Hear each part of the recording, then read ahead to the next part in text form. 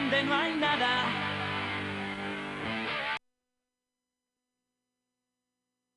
Network presents the following sports exclusive.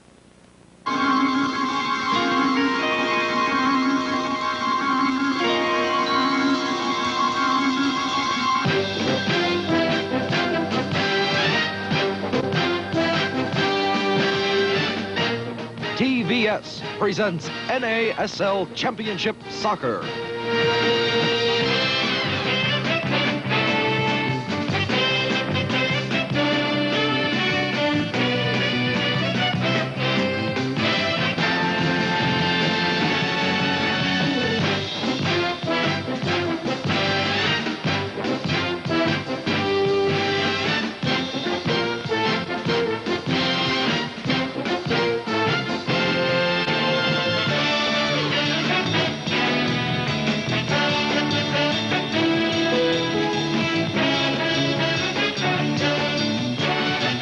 NASL Championship Soccer is brought to you by the people who bring you the light, refreshing taste of Coca-Cola. Coke adds light to the games you're playing and the life you're living. And by Toyota. You asked for soccer, you got it. Thanks to Toyota, makers of quality cars and trucks. Toyota, the official car of the NASL. And by the Miller Brewing Company, brewers of Miller High Life. If you've got the time, we've got the beer. Hello, everyone. Today, from our nation's capital, Washington, D.C., RFK Stadium on a beautiful springtime day, NASL soccer returns to the air. I'm John Miller, and this is our first of a series of ball games this year throughout the summer. A couple of aggressive ball clubs playing today, and in a moment, Paul Gardner, our color analyst, will join us, and we'll take a look at the two ball clubs.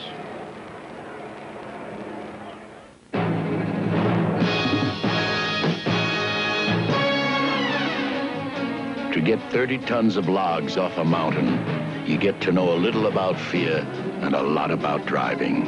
And you get to know about ice and snow and rain and hairpin turns. And in the end, with your truck, your logs, and you still in one piece, you get to know about Miller Time, too.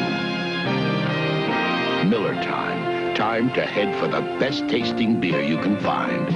Miller High Life, America's quality beer since 1855. When it's time to relax, one beer stands clear. Miller beer. Miller tastes too good to hurry through. If you've got the time, we've got the beer. Miller beer.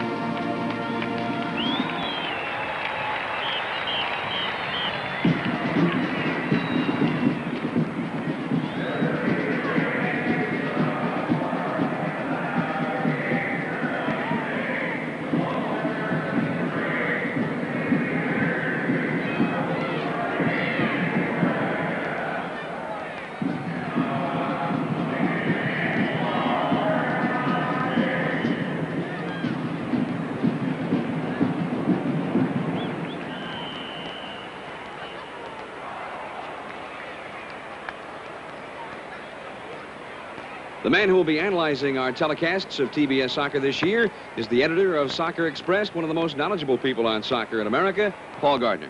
Thank you, John. Let's take a look at four of the players we're going to be watching today. Fort Lauderdale, a young American in midfield. Starting his first game, Curtis Lieber. Ron Newman thinks he can do a good job here. The only thing he lacks, really, is experience. Now, when it comes to experience on the Fort Lauderdale team, we have to think of Gordon Banks, the goalkeeper. 38 years old, played in every level of soccer, every type of game you could want.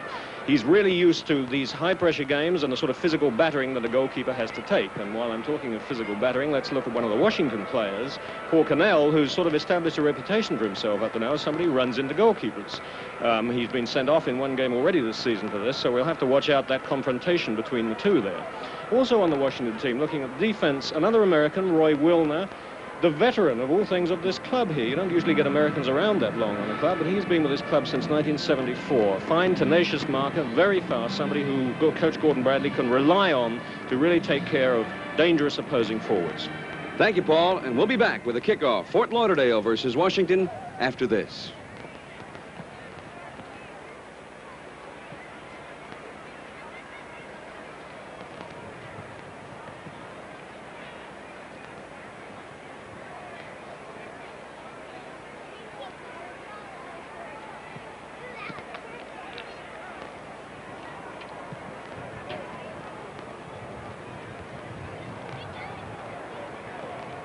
All right.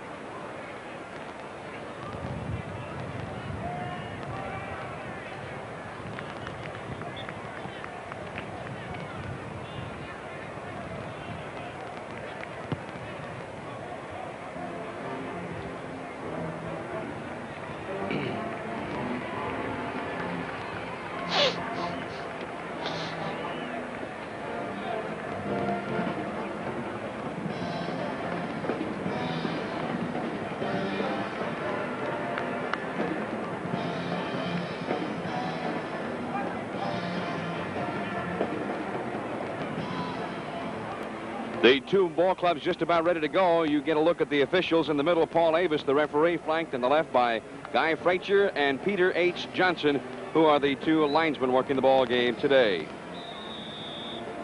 The Washington Diplomats in the red with the white trim, kicking the ball off, and the Fort Lauderdale Strikers, the ball club with the best record in the entire North American Soccer League last year, in the white. Gordon Banks in goal, Andy Rolland, Roberto Aguirre, Tony Whelan, and Gord Fernley the back line. Ray Hudson, Maurice Whittle, and Curtis Leeper in the middle. George Dusnip, David Irving, and Colin Fowles are the forwards. Diplomats putting the ball on the attack, and Paul Cannell, number 9, the striker, knocks the ball out of bounds. Bill Irwin in goal, Roy Willner on the right side, Mike Dillon, Jimmy Steele in the middle, and Tommy O'Hara is in the middle on the back line. Sakib Viteskic in the middle with Carmen Marcantonio.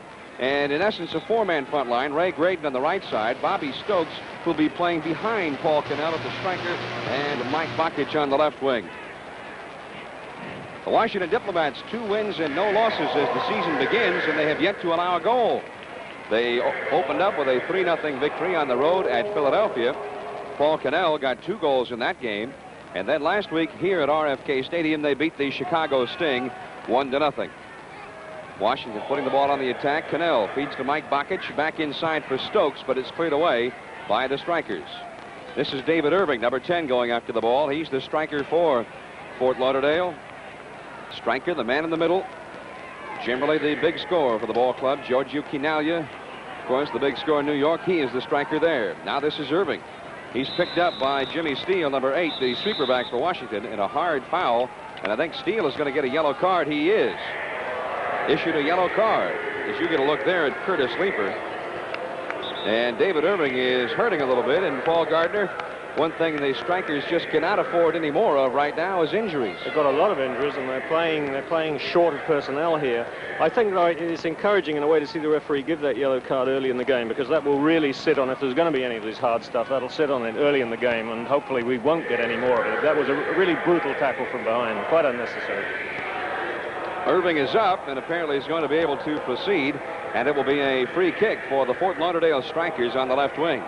Fort Lauderdale, after a marvelous season last year, off to a very slow start.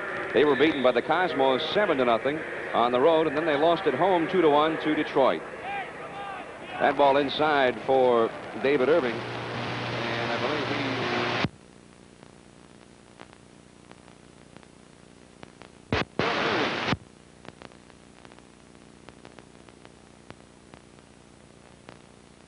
But then a hard full volley taken from 30 yards out by Paul Cannell, sails high and wide, and a goal kick for Gordon Banks, number 1, right there, the Fort Lauderdale goalkeeper.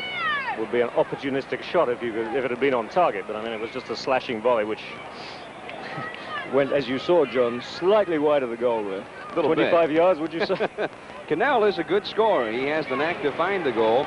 2 years ago, he played for Washington, had 13 goals and 2 assists, one of the leading figures in the league. Did not play here last year, and they bought him from a team over in England, and already he's got a couple of goals. This is Ray Graydon, the right wing. Already has a goal and 2 assists. They say he and Cannell work very well together, but Fort Lauderdale comes out with it. Curtis Leeper now is tripped on a tackle, and a foul is called on the Diplomats. Curtis Leeper starting his first game ever. A second-round draft choice out of Florida International University. Guess he's kind of excited. He certainly must be. It's an honor, I think, to start at midfield, where there's a crucial position on the team for a young American like that. You don't see many of them in this league. Diplomats have taken it away. Viteskic, number 6, but he loses to Maurice Whittle, the captain of the ball club. Now Colin Fowles in the corner. Roy Willner on him. Tries to push it through his legs. And Washington comes out with it in trouble. But they clear it out. This is Mike Bakic, the left wing, coming back to help out. The Diplomats start the counterattack. This is Cannell along the sideline. The entire ball must go out of bounds to be out of bounds. This is Bobby Stokes. Here's the cross. Here's the header. It's just a bit high. Moving in was number 5, Mark Antonio. You see a bit of play there when Stokes went to center that ball. That should have been a left foot center. He stopped it, pulled it back, and switched it to his right foot, indicating he has much more faith in his right foot than his left. This is Ray Hudson, number 4, midfielder. Takes the ball back off the heading clear by Mike Dillon, but offside is called against the Fort Lauderdale Strikers. Looked like Colin Fowles off in the middle was offside. Yeah, he got too far ahead of the play. He was desperately trying to run back to get himself behind the defender, but of course you're not allowed to do that. Once you're offside, and that's all there is to it. The Diplomats' defense has been a strong point, not only this year, but last year as well. But that man, Bill Irwin, has had to make only 10 saves in his 2 shutouts, so they've been keeping the pressure off of him. Stokes knocks the ball off number 17, George Dusnip, and it will be a Diplomats throw-in. Dusnip had a good year for Fort Lauderdale, played half a season. Good playmaker, had 6 assists. Cannell saves it inbounds along the end line. Roberto Aguirre, the sweeper's on him. In traffic, Viteskic. Tommy O'Hara, here's the cross. The header, wide open net, but it goes wide. Again, that was Mark Antonio. We saw him a while ago. The cross from Stokes was over his head. That time he got the header. Fort Lauderdale ball after the goal kick. David Irving. Quick pass. Now Colin Fowles in a foot race, but Jimmy Steele comes in to knock the ball loose to help out Roy Willner. And the Diplomats bring it out. That's the sweeper's job. Or to cover for other defenders, of course, when they're getting beaten. And there you saw an example of, I suppose, the way that Fort Lauderdale are going to use Fowles to give him long balls to run onto. He obviously has a fine burst of speed. He outpaced Willner on that, was saved by Steele, the sweeper coming across to make a tackle. Fowles, number 22 from Long Island University. First-round draft choice by the Tampa Bay Rowdies a couple of years ago. Finally got a chance to play last year for Fort Lauderdale and scored 5 goals and 4 assists. Strikers have it at midfield. This is Dusnip. Dumps it off for Ray Hudson. Hudson, 4 goals and 3 assists last year. Nice clear there by O'Hara. Here comes Bobby Stokes. He's got Cannell in the middle. He's got to beat Aguirre. Here's the shot. Knocked down by Aguirre. Good defensive play, but now Bakic has it. Chips it inside for Stokes, and the Strikers all raised their hands to say offside. The linesman on top of the play said no, Stokes was onside, but Stokes had stopped in the play and couldn't get it.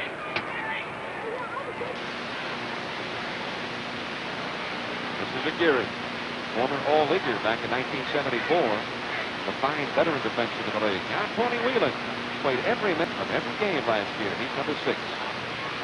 Gord Burnley, the left fullback. Now Whelan's in trouble, so drops it back to Gordon Banks. There's another fellow played every minute of every game last year, and a few years ago it looked like he never...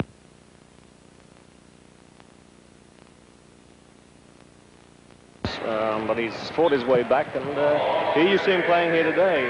Perhaps not as good as ever, but even if he's only a quarter as good as he was, he's still better than anybody. From Washington, D.C., this is NASL Championship Soccer.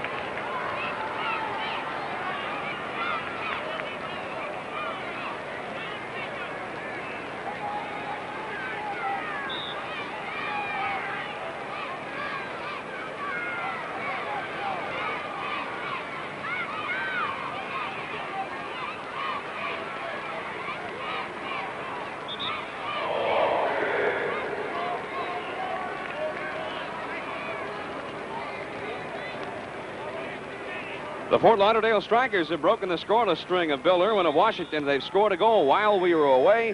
David Irving pumped it home. As we get a look at it right here, Paul. Watch for Irving, number 17. So the through ball to Irving, running on, turning nicely on the ball here and putting it just out of Irving's reach. Irwin over Irving's headed. Too similar, these names for me, John. Irving beats Irwin, and it's 1-0 Fort Lauderdale. The time of the goal, 7 minutes and 15 seconds into the first half. And Maurice Whittle was the man who made that nice through pass to him.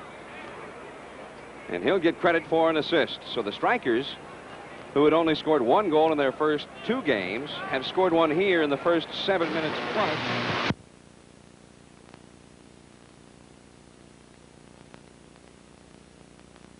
Surprised at their records. Washington probably surprised at having won 2 games, and Fort Lauderdale surprised at having lost 2 games. And I think Fort Lauderdale will be out to remedy that situation if they possibly can here. The Diplomats, a ball club vastly revamped by their new coach, Gordon Bradley. Now Irving tries to beat Mike Dillon, but Dillon drops it back to his goalkeeper, Bill Irwin. Gordon Bradley, of course, the former coach of the Cosmos up in New York. And he was hired by the Diplomats last October and has really drastically changed the face of this ball club. Washington just could not put the ball in the net last year. They had a good defense most of the season, and then everything just seemed to fall apart late in the year. Finished up 10-16. Just the opposite for the Strikers. A good start, mediocre middle, and then they just were unbeatable at the end of the season and finished up 19-7. Chip ahead for Colin Fowles. He's going to have to chase it, and will lose the battle out of bounds. Throw in for the Diplomats, Roy Willner. Number 16 from Baltimore, 2-time junior college All-American at Catonsville, J.C. Diplomats' midfield play has let them down up to this point. They're not penetrating very well at all. Now here's one for Cannell, number 9. Whelan is on him. He's got Stokes in the middle. Here's the cross for Stokes. It goes to the far post. Coming in is Mike Bakic, number 11, but he can't get to it. And over the end line it goes, and a Fort Lauderdale goal kick. See a very cool piece of play by goalkeeper Gordon Banks then, just calmly watching that ball as it went over his head, not getting excited at all about it, knowing somehow that ball was going to go out. Gordon Banks in a bit of O'Hara, and now he has the ball to Dewston. Nicely done. This is Hudson, number 4. He's tripped by Marcantonio, number 5, and a foul is called. Free kick for the Strikers. Here's a look at that last play. It's right through his leg. A lovely bit of play. Of course, the player who had it done to him doesn't think it's so lovely, and there he's really tripped by 2 players. In fact, they're falling over one and crashing into the second. Free kick on the far post is Fowles, and it's cleared away from him on a header by Willner of Washington to his goalkeeper, Bill Irwin. A nice header, good style, but from that angle, almost impossible to beat the goalkeeper. Maybe it should have been headed back into the middle rather than at the goalkeeper.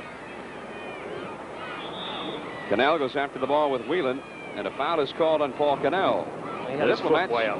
They've been a rough ball club. They had 25 fouls called against them in their first game at Philadelphia. 17 more last week. They played rough. Cannell was ejected in that ball game in Philadelphia after he'd gotten 2 goals. Irving working with Colin Fowles. Drops to Hudson. Ahead. Irving in the penalty area, but Tommy O'Hara there to clear it. Irving lost his shoe. But Fort Lauderdale has it again. Fullback Andy Rolland. Crossfield pass. Fernley brings it in, overlapping from his left fullback position. It's cleared from him over the end line, and it will be a Fort Lauderdale corner kick. Viteskic got back to clear that one. So the Strikers now have to choose somebody to take the corner kick, and Ray Hudson's going to come into your picture. They seem very reluctant to take that kick, John. No, finally Ray Hudson is going over there. I don't want to take it. No, you take Well, it. it's unusual. I mean, an offensive sort of gift like that, a corner kick, but nobody's going over to take it. Ray Hudson, good year for the Strikers last year. They had a lot of solid players with a lot of desire last year. No superstars. Look out, a header just goes wide. Dewsnip got in there. Goal kick Washington from Washington. This is NASL Championship Soccer.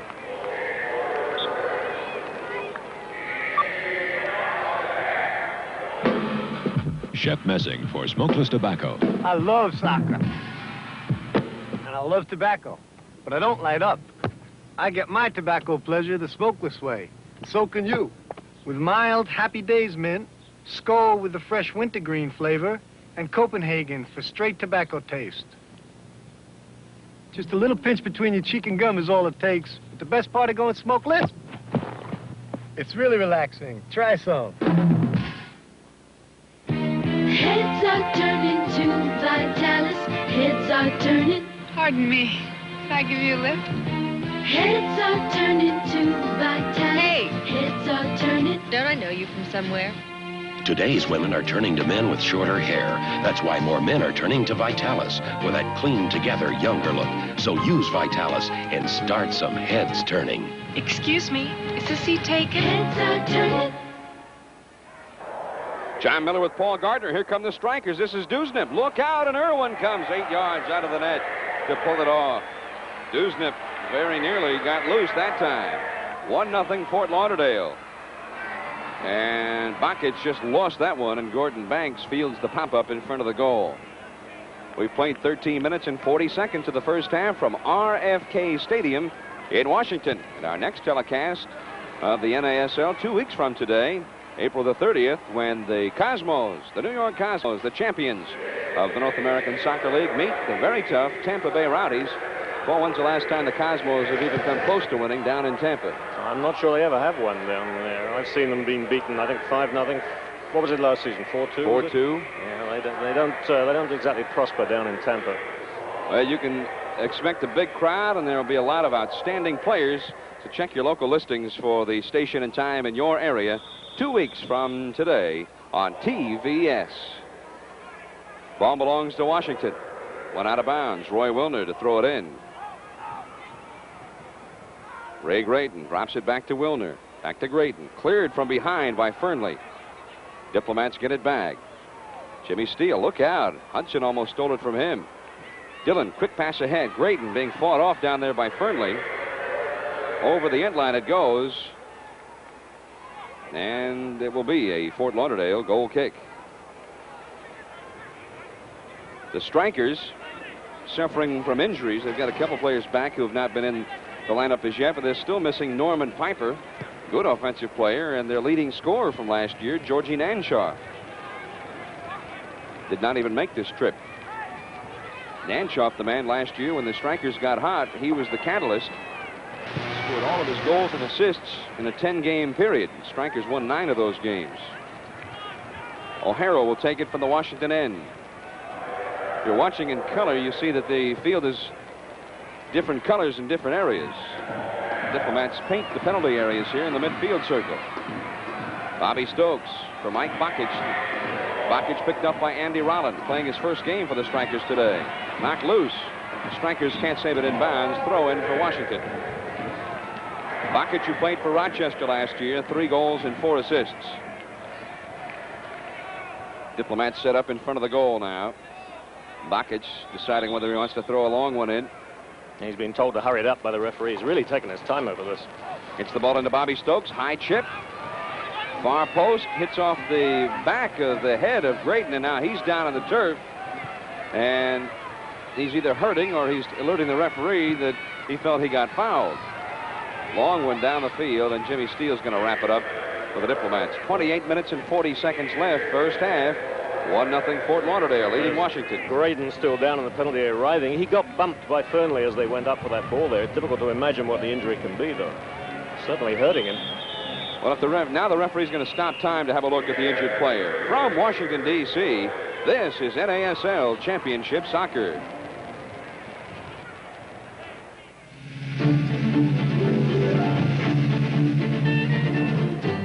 Where do you see what Kodak's packed into pocket cameras now?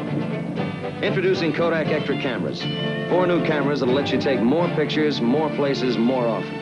Can your camera take fast action and stop it on the fly? Extra can do. Can it reach into dark shade and bring back beautiful color? Extra can do. All 4 Extra cameras adjust automatically to standard speed film and to the new super fast film, such as Kodacolor 400. Want to get twice as close to the action without moving a step? Extra can do. Or stop action at night with electronic flash. Extra can do. Now you can get an extra camera that takes action shots, an extra camera that takes shade shots, an extra camera that takes telephoto shots. 4 extra cameras in all, one just right for you. New extra cameras, the can-do cameras from Kodak. There you get a look at Ray Graydon, and he is up with Steve Horner, the Diplomat's trainer, administering to him, and he's going to try and walk it off, apparently hurting his right knee or in that area. And Graydon's going to give it a go right now. We'll restart the game with a drop ball as you look at Graydon moving back upfield. David Irving and Jimmy Steele will contest it, and referee Paul Avis will drop it between them. And Fort Lauderdale gets it. Colin fouls, but he loses. The Diplomats get it back to their goalie. They'll start from there. Irwin gives it up to O'Hara, the left fullback. O'Hara unmarked to midfield. The strikers dropping back and picking up there. Now Bakic, he's double teamed, and whistle blows and a foul is called. So Bakic was fouled, and a free kick for the Diplomats along the left wing. Dewsnip, who's a forward, running back in a sense to mark another forward, and forwards are really not all that good at tackling very often. That was a very crude affair from behind. O'Hara gets the ball to Jimmy Steele. The Diplomats have everybody pushing up now.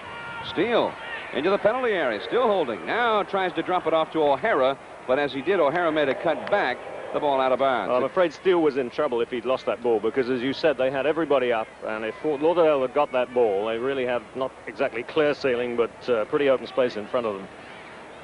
Washington has it right back. Here's Bakic. He's got Stokes and Cannell in front if he can get it to him, but he can't. Good tackle by number 2, Maurice Whittle, to get the ball away from him. Now Irving loses it. O'Hara knocks the ball off Irving, out of bounds. Washington throw in. Bakic, number 11, to do it. Get a good look there at George Dewsnip.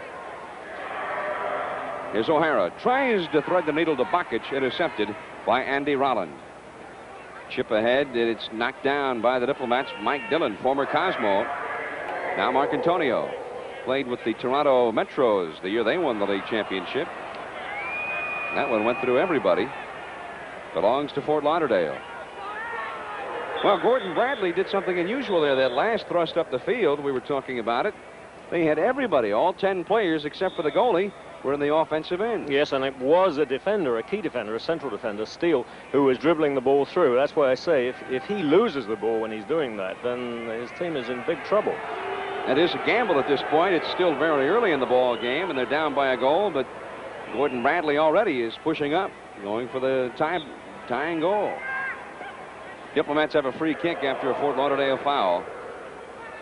Evidently not a policy. Not everybody is up on this free kick by any means, so it's...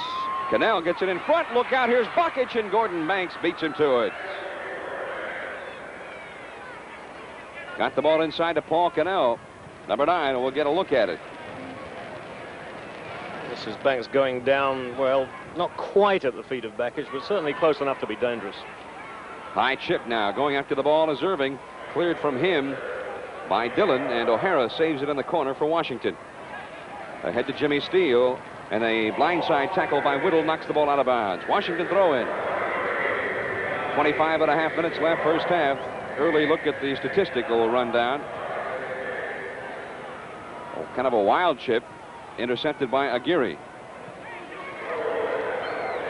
Graydon was kicked in the knee and will play 5 or 10 more minutes to test it. And according to Steve Horner, the trainer, they think it'll be all right. Ball cleared by Mike Dillon. Goes out of bounds, and it'll be a Fort Lauderdale throw-in, and they've got pretty good position here. Well, they're a good attacking team. They get a lot of men forward. In fact, if you look at their lineup, even in the back four and midfield, they've got a lot of players who used to be forwards. Whittle used to be a forward. Fernley used to be a forward. Whelan used to be a forward. All playing as defenders now. So their instincts are to come forward and attack. Here's Hudson. Goes around one man and then bounces the ball off O'Hara over the end line. And Fort Lauderdale will get a corner kick out of it. This time Hudson knows he's going to take it.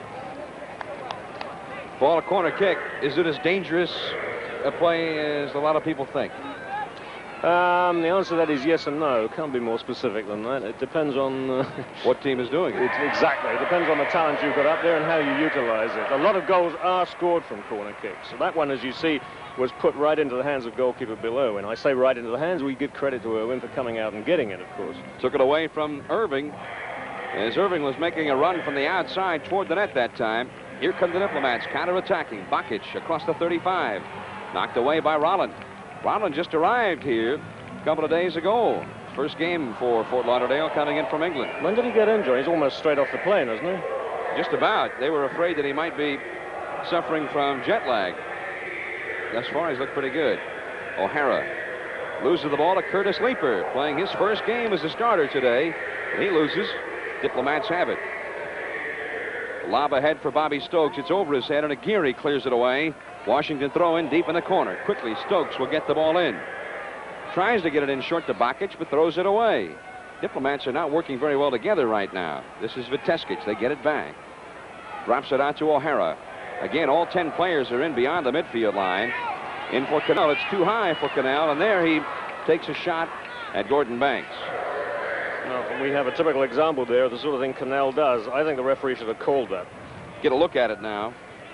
Now, you'll see that Banks has possession of the ball. He's got possession of the ball now, and Cannell is coming in late and hitting him late. That, to me, is a rather nasty offense, something the referee should call immediately.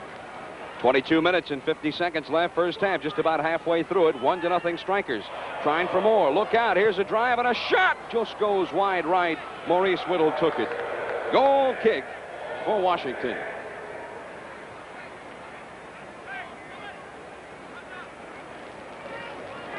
Bill Irwin will set it up for the Diplomats. He seems to be quite a kicker, this guy. I think he's just arrived this season. You're going to get American football teams looking at this guy because he can thump the ball a long, long way. Very powerful kick indeed.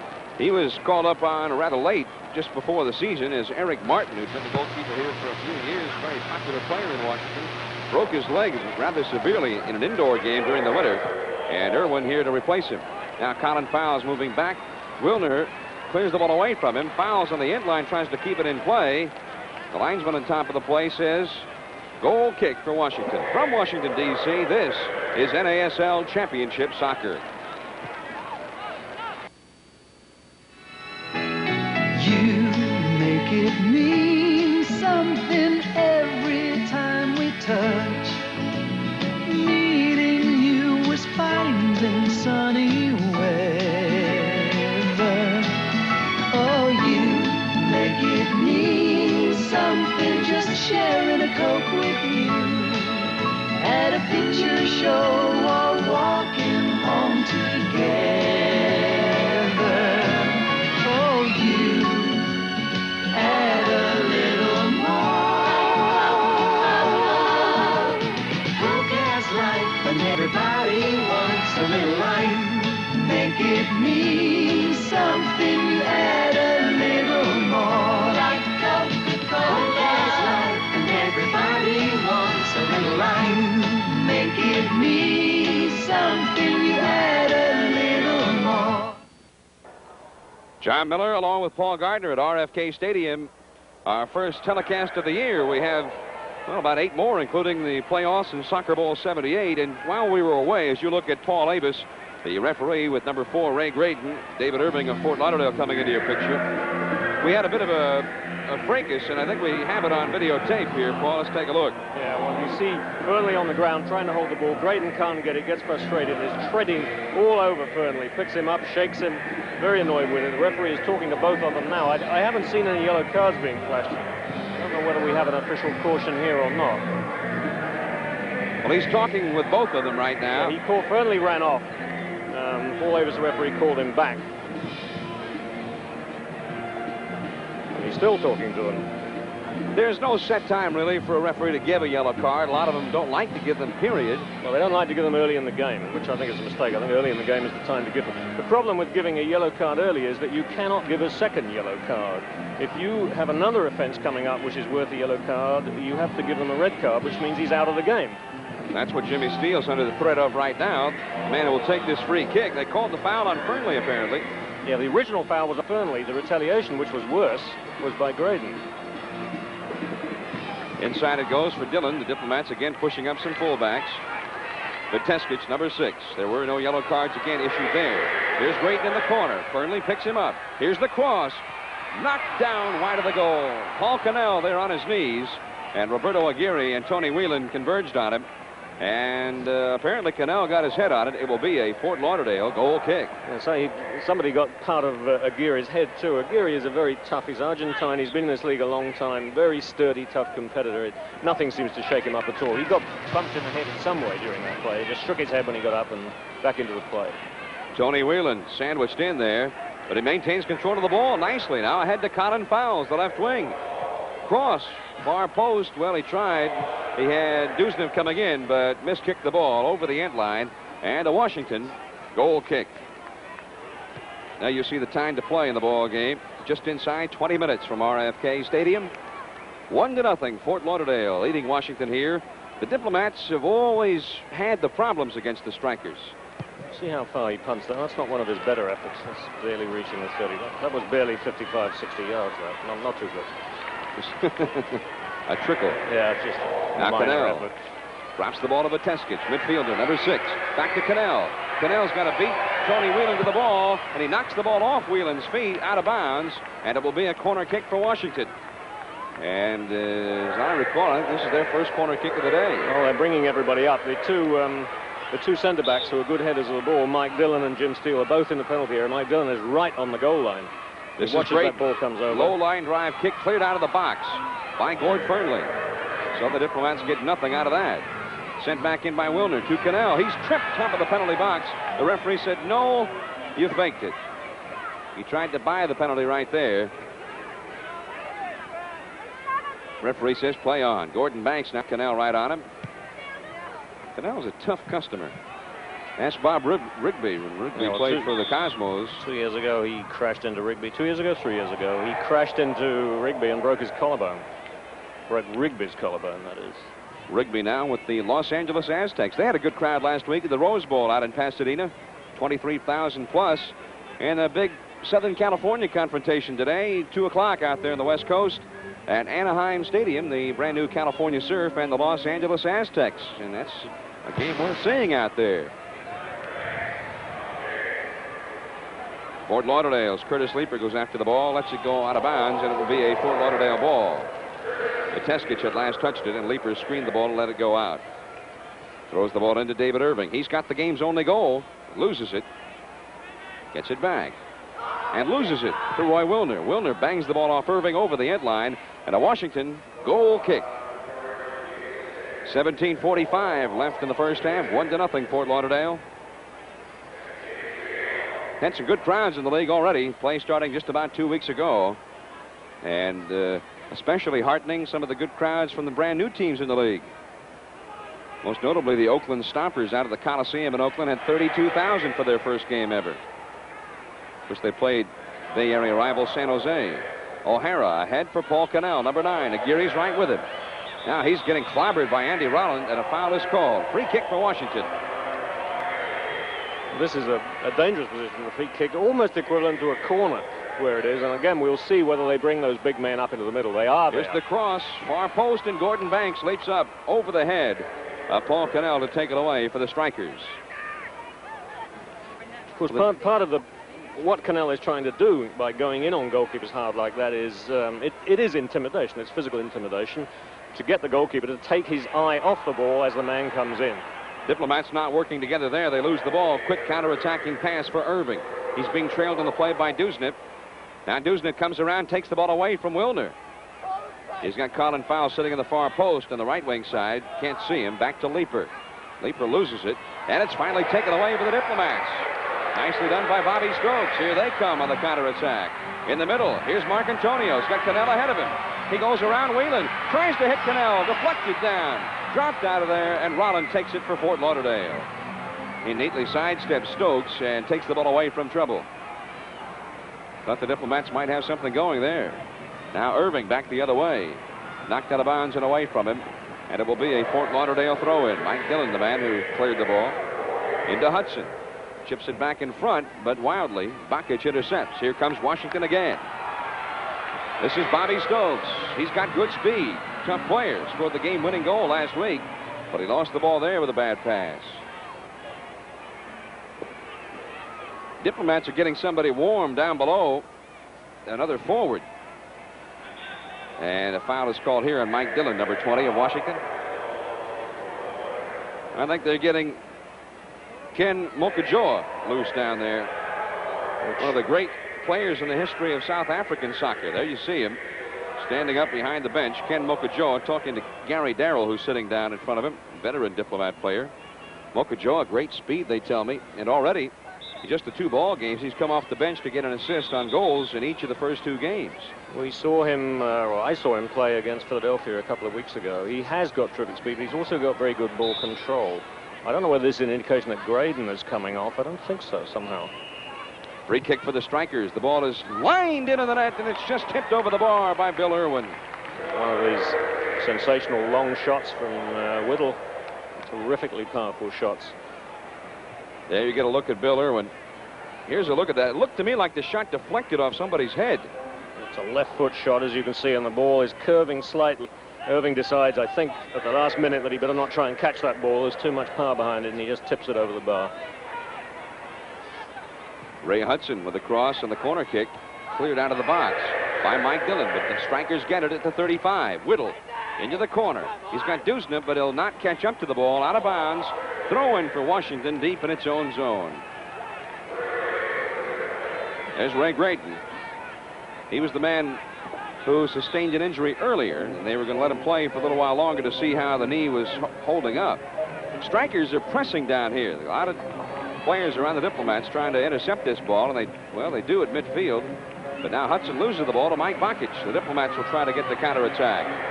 Here's Mark Antonio in the middle. Quick ball for Paul Cannell. He's loose in the corner. Now Cannell picked up by Rolland, the veteran defender. Here's the cross on the far post. Mark Antonio cleared away by Leeper and Whelan. Comes out of the box. Dusnip takes it away from Stokes for Fort Lauderdale. He takes it away from another man. Nice move by Dusnip. Quick pass for Irving. He drives in, and a whistle blows way back at midfield. Some holding, I think, on the part of holding on the part of Dillon. So that will be a free kick to Fort Lauderdale. The referee's of the opinion that if Irving had been allowed to run there, he would have outpaced Dillon, but Dillon evidently held him back. The Diplomats now are trying to alert the referee. They want to make a change in the lineup, and they're going to get Ken Mokajoa in there and for Ray Graydon. So there's Mokajoa, 5'11", 165. He scored 88 goals last year, by far the most in the South African League. I think maybe on this free kick we'll get another of these powerful left-footed drives from Whittle. Ball will be set up about 30 yards from the goal there. As you see Mokajoa run into your picture to align himself. Well, that's a great baptism of fire to come in and stand in the wall right in the face of these one of these thunderous drives. Ball can be kicked up to, I think it's been timed 75, 80 miles an hour, even 83. More. There was a recent test done in Germany on Rainer Bonhoff, their midfielder, kicking free kicks at something approaching 88 miles an hour. Oh. 83.8, I'm sorry, 83 miles an hour. All the defensive players must be 10 yards from the ball. They lob it inside for Irving rather than the hard drive. The Diplomats able to clear the ball out. Bakic sidesteps Rolland. He's got Mokajoa coming in on the right if he can get the ball to him, but Aguirre knocks it down. Bakic back to Mokajoa. In front, nobody there. It rolls harmlessly to Gordon Banks. I think that was supposed to be a shot from Mokajoa. I saw a piece of turf fly into the air there. I think he stubbed his toe on it.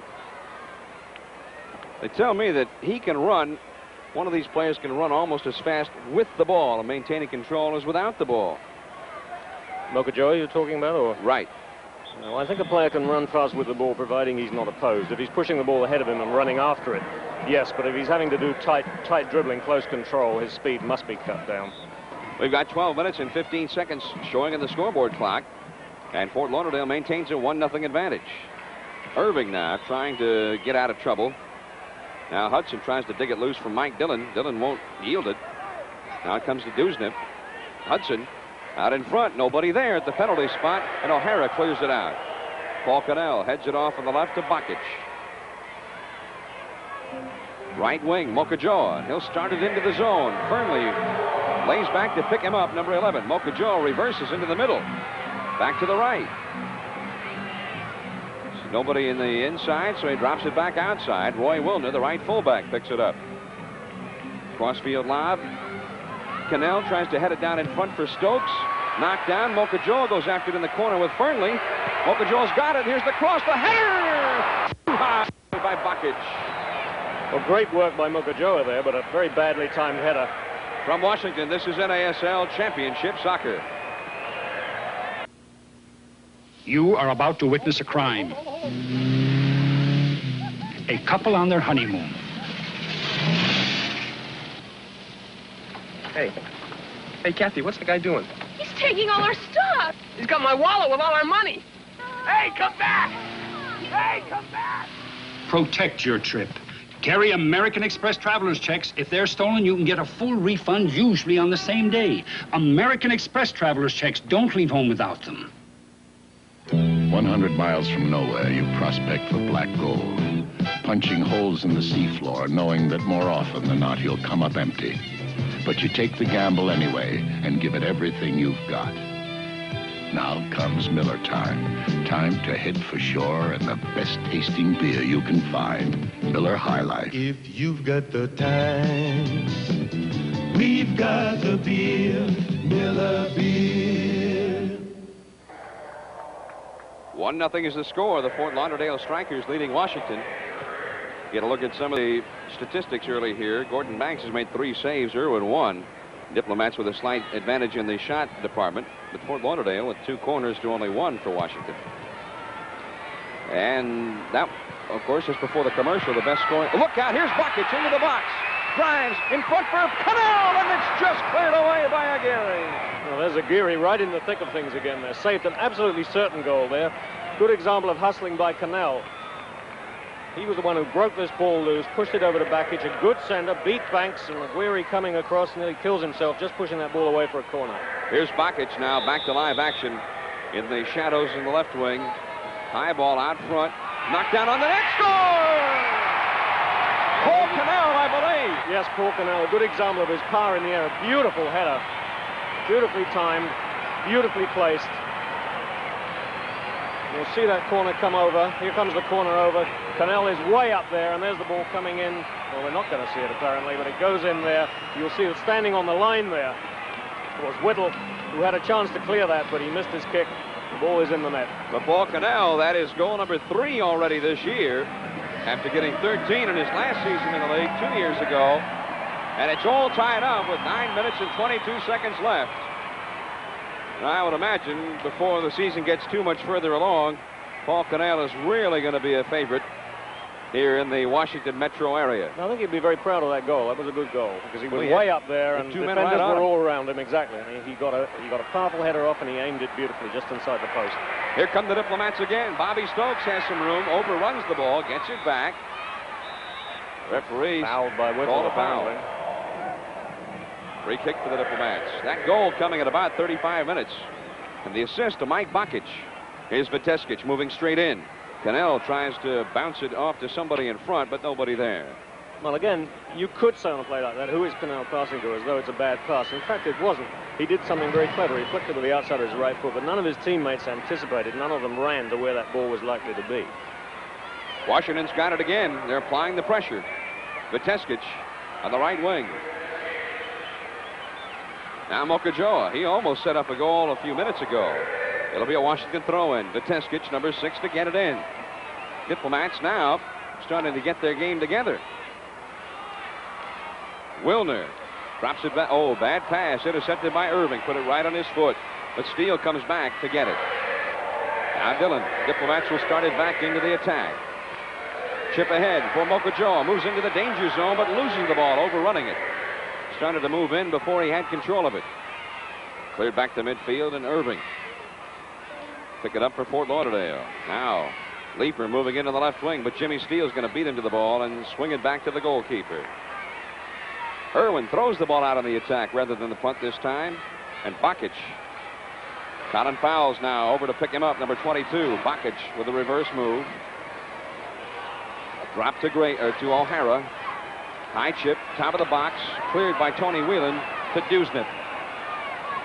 Now Ray Hudson. Oh, he's clobbered in a foul call. May well be another yellow card. Oh, instantly. Absolutely. You see that Ray Hudson is still down on the ground there. Get another look at that one. Is Hudson hurting a bit, and you can see why right there. Into a chamber of horrors looking at all these grisly fouls here. From Washington, D.C., this is NASL Championship Soccer.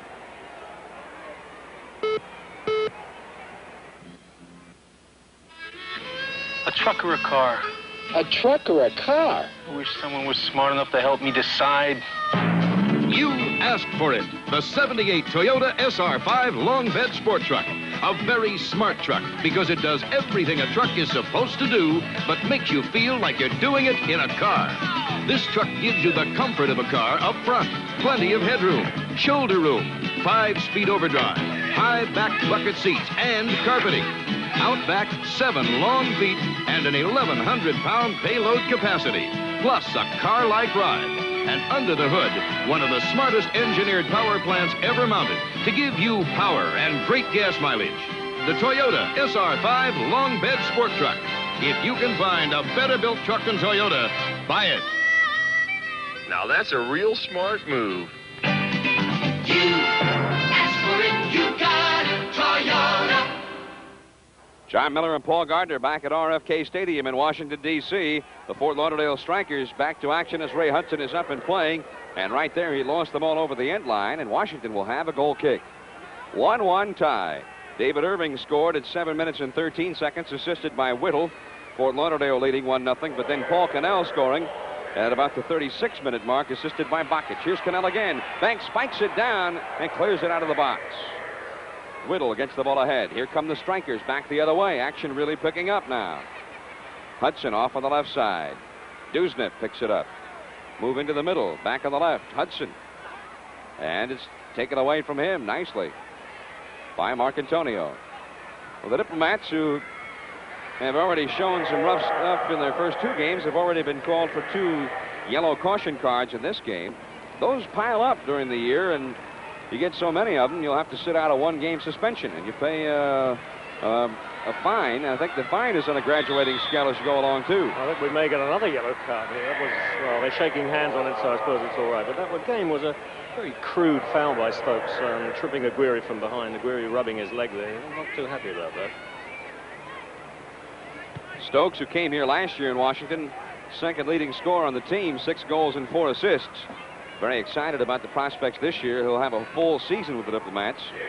I told you earlier, already has a game-winning goal for them last week against Chicago.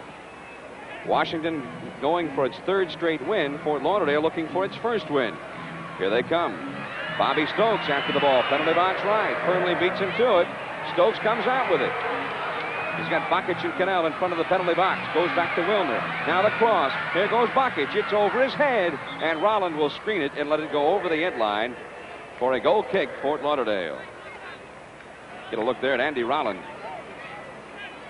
30 years old.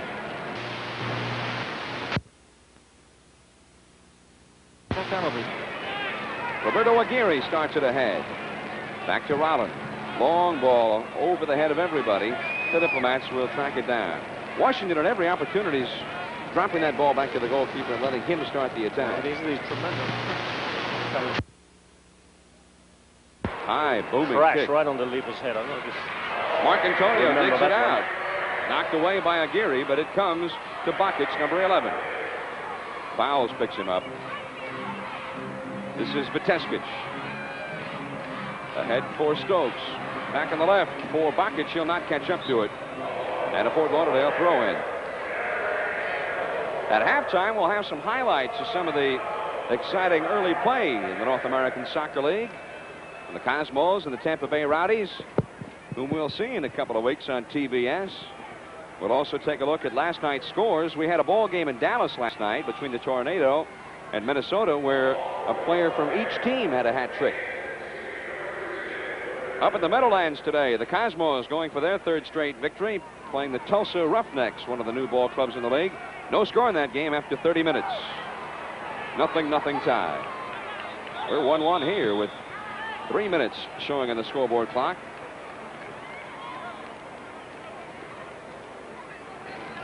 Ball will go to Washington. One of the offensive things that Fort Lauderdale have done, the reason escapes me, but it'll become apparent as the game goes on. They switched their wingers. They brought Colin Fowles over onto the right wing and put Dusnip over onto the left, whereas they started the game with him in the other 2 positions. Cannell with the ball, and he was fouled. Free kick for Washington in very dangerous territory here, about 22 yards from the goal line. Now watch the strikers. They'll set up that wall in front of the ball, between the ball and the goal line, but they cannot be any closer than 10 yards. And now Avis is moving him back. He'll face it off. Say, you must be right here. But you take a look before he kicks this ball after Avis sets him back. I think they'll. You think they're going to steal a... Well. They always seem to. Okay, he said there's 10 yards. Bakic is over the ball here. Diplomats try to get the tie-breaking goal with 1:55 showing on the clock. Avis blows the whistle. Back heel to Stokes, but they saw it coming, and Dusnip dropped it back to midfield. Willner ahead. Jimmy Steele. Steele's got it. Shoves it inside for Okajoa. He's got 3 men around him. Now for Bakic. Cannell dug that one out. 2 men after Bakic, but he's got room now. He's got plenty of room in the penalty area. He tries to go around Aguirre instead of passing off. Well, Jim Steele is furious with Bakic over that because Bakic did some terrific work in bringing the ball loose in the first place, but he tried to dribble one player too many. And all the players to try and dribble, it's Aguirre who's very canny in those situations. And, of course, he lost the ball. Steele was standing there waiting for a pass, didn't get it. Very annoyed about it. I think Bakic, once he saw only Aguirre there, thought if I beat him, I've got a shot at the net and a goal. Only Aguirre, did you say? That's what Jimmy Steele told him. Yeah. So many words. Here comes Cannell. For Bakic now, he's got a shot at it. Cleared away, and Aguirre with a clearing header. Diplomats keep it in the zone. Inside a minute to go in the first half unofficially. Cannell moves out to the left now. Curls one in, and Gordon Banks with the easy save. Time running out of the first half.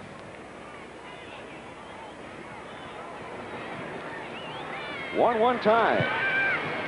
Bit of a slow start, each team feeling each other out, and once play is opened up, it's been a very entertaining ball game. There you see the scoreboard clock. That is unofficial. The referee keeps the official time on the field, but very often it coincides.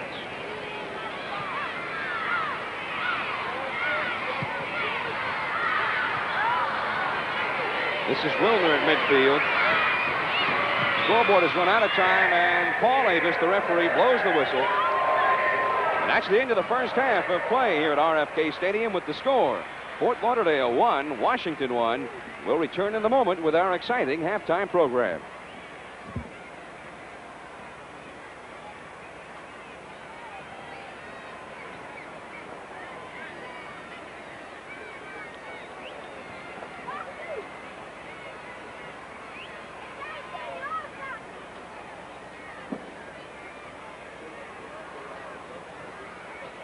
Hi. Okay, what do you want Paul to do?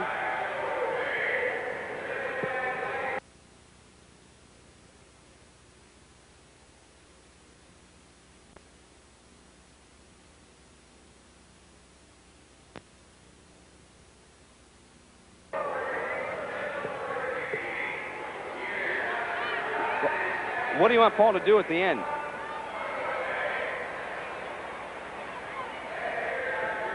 You want Paul to throw it to commercial?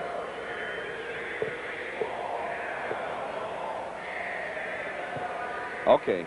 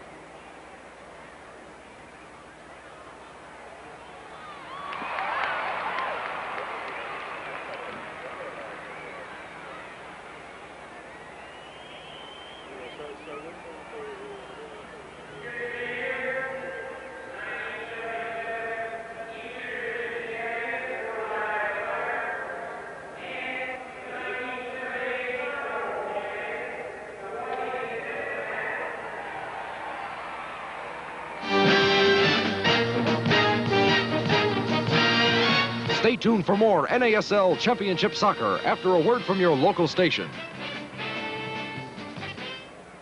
This is the TVS Television Network.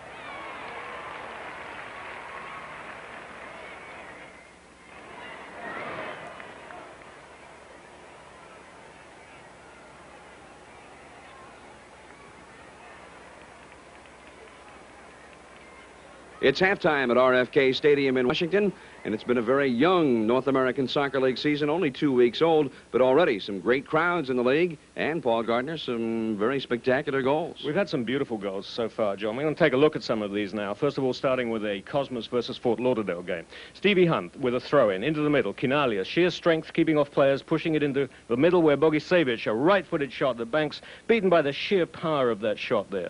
Now, if we take a look at that again in the replay, you'll see, here's Hunt leaning back, strength into his throw. That's about a 30-yard throw. And you'll see Kinalia chests it down, holds off these defenders, pushes it into the middle. Bogicevic, a right-footed shot. And sheer power, Banks just getting his fingertips to it and going just inside the post. A lovely goal. Now, Bogicevic again. This is the second goal. Out to Etherington. Plenty of room on the left. A centre, and of all people, Stevie Hunt there to put it in with his head. You see how pleased he is about this goal? He doesn't get many goals with his head there. That's a real joy to him. 44,000 people in the stand applauding. They love Stevie Hunt there. He is so pleased about that goal. You take a look at that again. We're picking up the pass where Etherington on the left wing gets it. Etherington, a young American player, time to control the ball. One shot, looks up, almost places his centre sort of with mathematical accuracy onto the head of Hunt. A powerful header. See how close that was to the post? Poor Banks, nothing to do about it. Now to Tampa Bay versus New England. Rodney Marsh, typical bit of magic.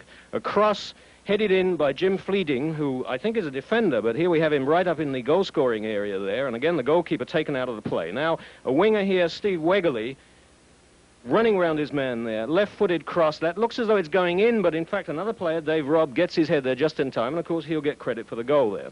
We'll take another look at that, and you'll see how getting this cross across, Wegerle sort of hooks his foot around the ball. See how this foot comes right round the ball there. Pulls it in. Now, that ball's not going to go out of play. It's going to curve back, and it's beautifully placed just over the fingertips of the goal. There's the goalkeeper, Kevin Keelan. Can't quite reach it. Dropping into the centre, Rob bulling his way in and crash. The ball is in the net. Another lovely headed goal. Well, we saw goals there from two of the best teams in the North American Soccer League, the Cosmos and the Tampa Bay Rowdies. And you'll be able to see them both in action 2 weeks from today on April the 30th with our next TVS telecast. When you have a headache, what does extra strength mean to you? Means your headache's gone. You're feeling good. It means Excedrin. It means fast relief. Plain and simple, it means Excedrin. Extra strength means no more headache. Extra strength means Excedrin. Excedrin. With more pain reliever, more total strength than regular strength aspirin or non-aspirin tablets. For millions of people, extra strength means Excedrin. Extra strength means Excedrin. The Dutch Masters buyers are in France for the international auction of rare African Cameroon tobacco. There are two secrets they must keep to win some of the best leaf for Dutch Masters. The exact leaf they want and the price they'll pay. That's a nice color. When their bid is opened by the French auctioneers, they'll learn if they've won some of the best. Acheteur Dutch Masters. Taste the taste the world competes for in a Dutch Masters Cameroon Elite. There really are masters at Dutch Masters.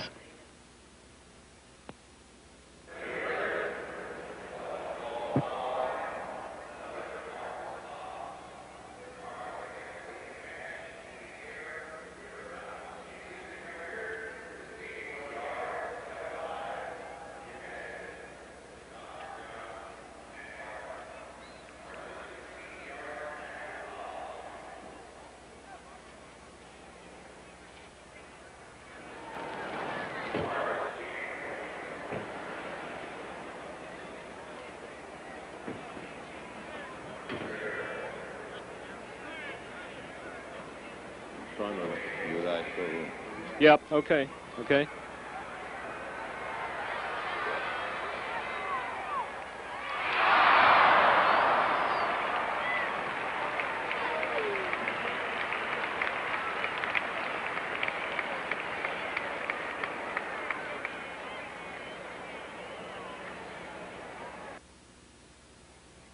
Back at halftime at RFK Stadium, and last night in the North American Soccer League had some very exciting ball games. San Diego now 4-0. They beat Portland at Portland. Seattle in a shootout before 25,000 a winner. LA at California postponed rain. They'll play that at 2 o'clock today, Anaheim Stadium. New England over Philadelphia on the road, and Dallas and Minnesota in a shootout. And Alan Willie for Minnesota, Jeff Bourne for Dallas, both with hat tricks. Today's schedule, pick the game out in your area and make your plans to catch soccer in the North American Soccer League. Paul Gardner is standing by. Let's go to Paul right now. Thank you, John. Sitting here today with a surprise guest, I suppose, former Secretary of State, very much still a soccer fan, Dr. Henry Kissinger. Dr. Kissinger, your interest in soccer goes back a long way, I believe, yes? That's right. When I was a boy, I played soccer and watched a lot of games, and I've been following it ever since. This was in Germany? This was in Germany and then in other countries of Europe, and then I watch games as much as I can over here. What position did you play? I started out playing goalie until I broke my hand, and then I played inside right.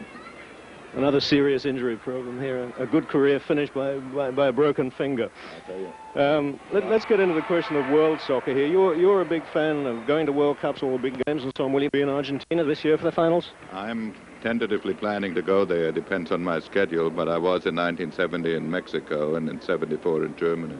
Do you have any favorites for the 78 finals? Oh, I think it's likely to be between Brazil, Germany, and Holland. How long do you think it's going to be before the United States team gets to the finals? I think it can be done to the finals, I don't know, but to the final round, it can be done in about 10 years, I think. You think the American players are coming through that fast to be good enough in 10 years? I think potentially the United States could have the best team. It depends how quickly young players are brought along. But I think in 10, 15 years, we should be the leading team. You're seeing good enough United States players on the North American Soccer League teams now? I think each team has 2 or 3 good players, and as that develops, and as the kids begin to play, we're going to get a reservoir of outstanding players. This is a very different situation from what we had, say, 5 years ago. Oh, 5 years ago, you really couldn't see any world-class American players. Okay, thank you very much indeed, Dr. Kissinger. On to the second half. Back to you, John. Thank you, Paul, and we'll be back with the second half kickoff after these messages.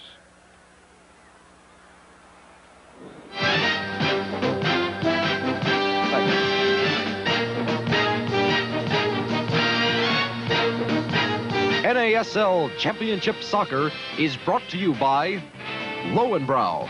When you want the taste of a truly great beer, there's really only one. Tonight, let it be Lowenbrau. And by Toyota. You asked for soccer, you got it. Thanks to Toyota, makers of quality cars and trucks. Toyota, the official car of the NASL. And by the people who bring you the light, refreshing taste of Coca-Cola. Coke adds light to the games you're playing and the life you're living.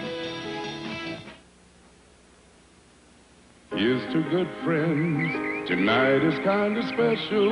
The beer will Happy birthday, you old codger. Well, it's certainly not a tie. Open it. So tonight. It's a low, bro. I wanted to make sure we got something good to drink at this party. When you want the taste of a truly great beer, tonight, let it be Lowenbrau. Tonight. Here's the good friends. Let it be Lowenbrau. It should start every morning, be comfortable, be economical. That's a smart buy.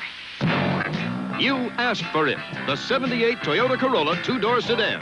The smart money's on this Toyota. Sensational gas mileage that you wouldn't expect in anything so comfortable and smartly engineered. With a fully transistorized ignition for dependability.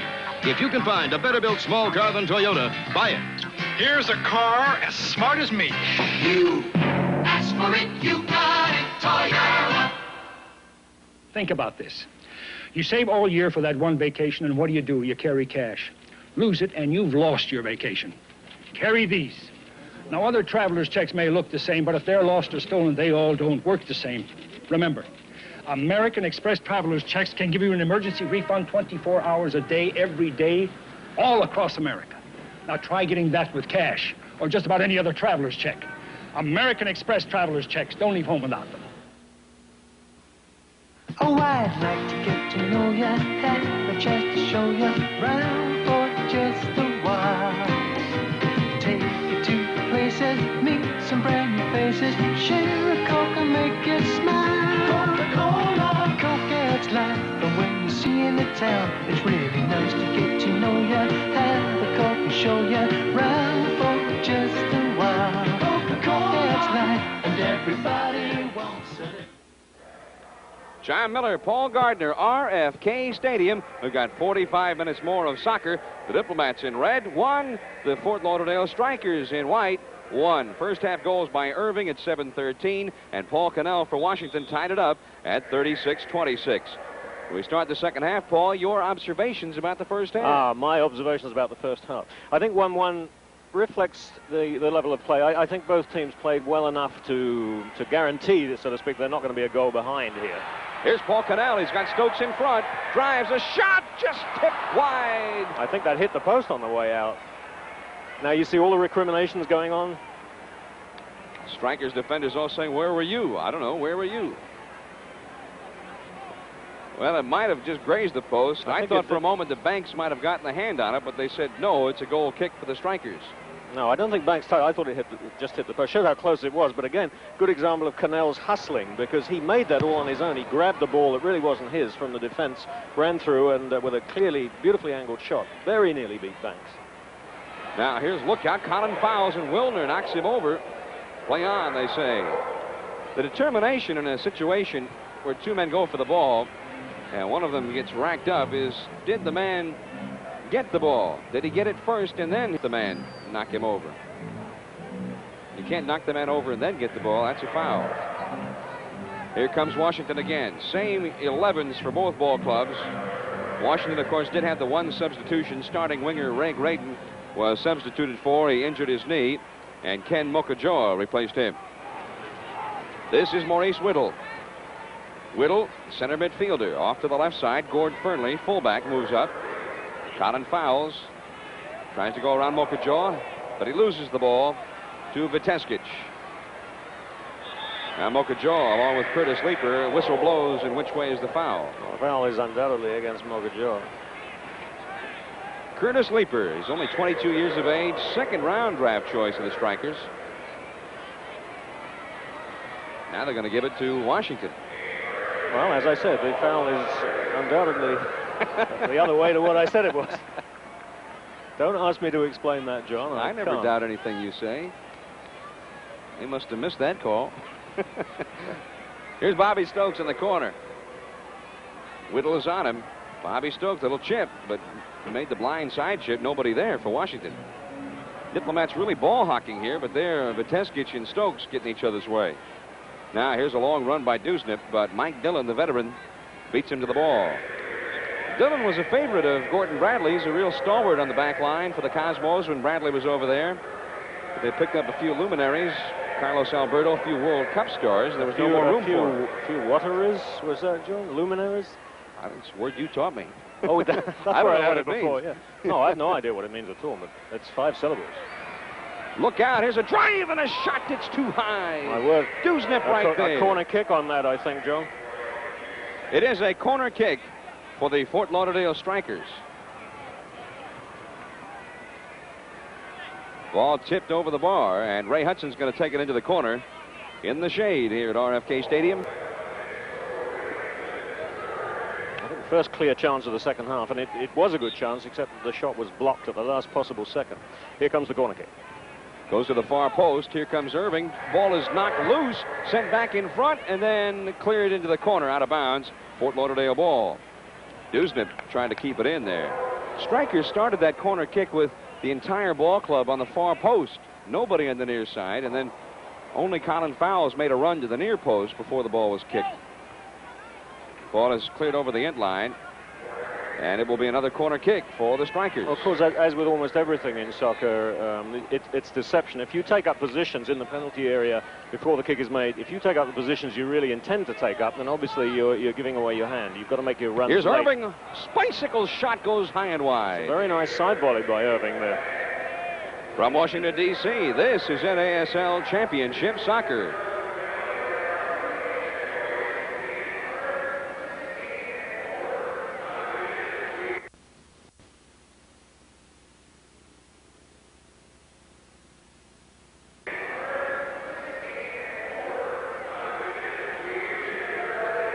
What did you call that kick?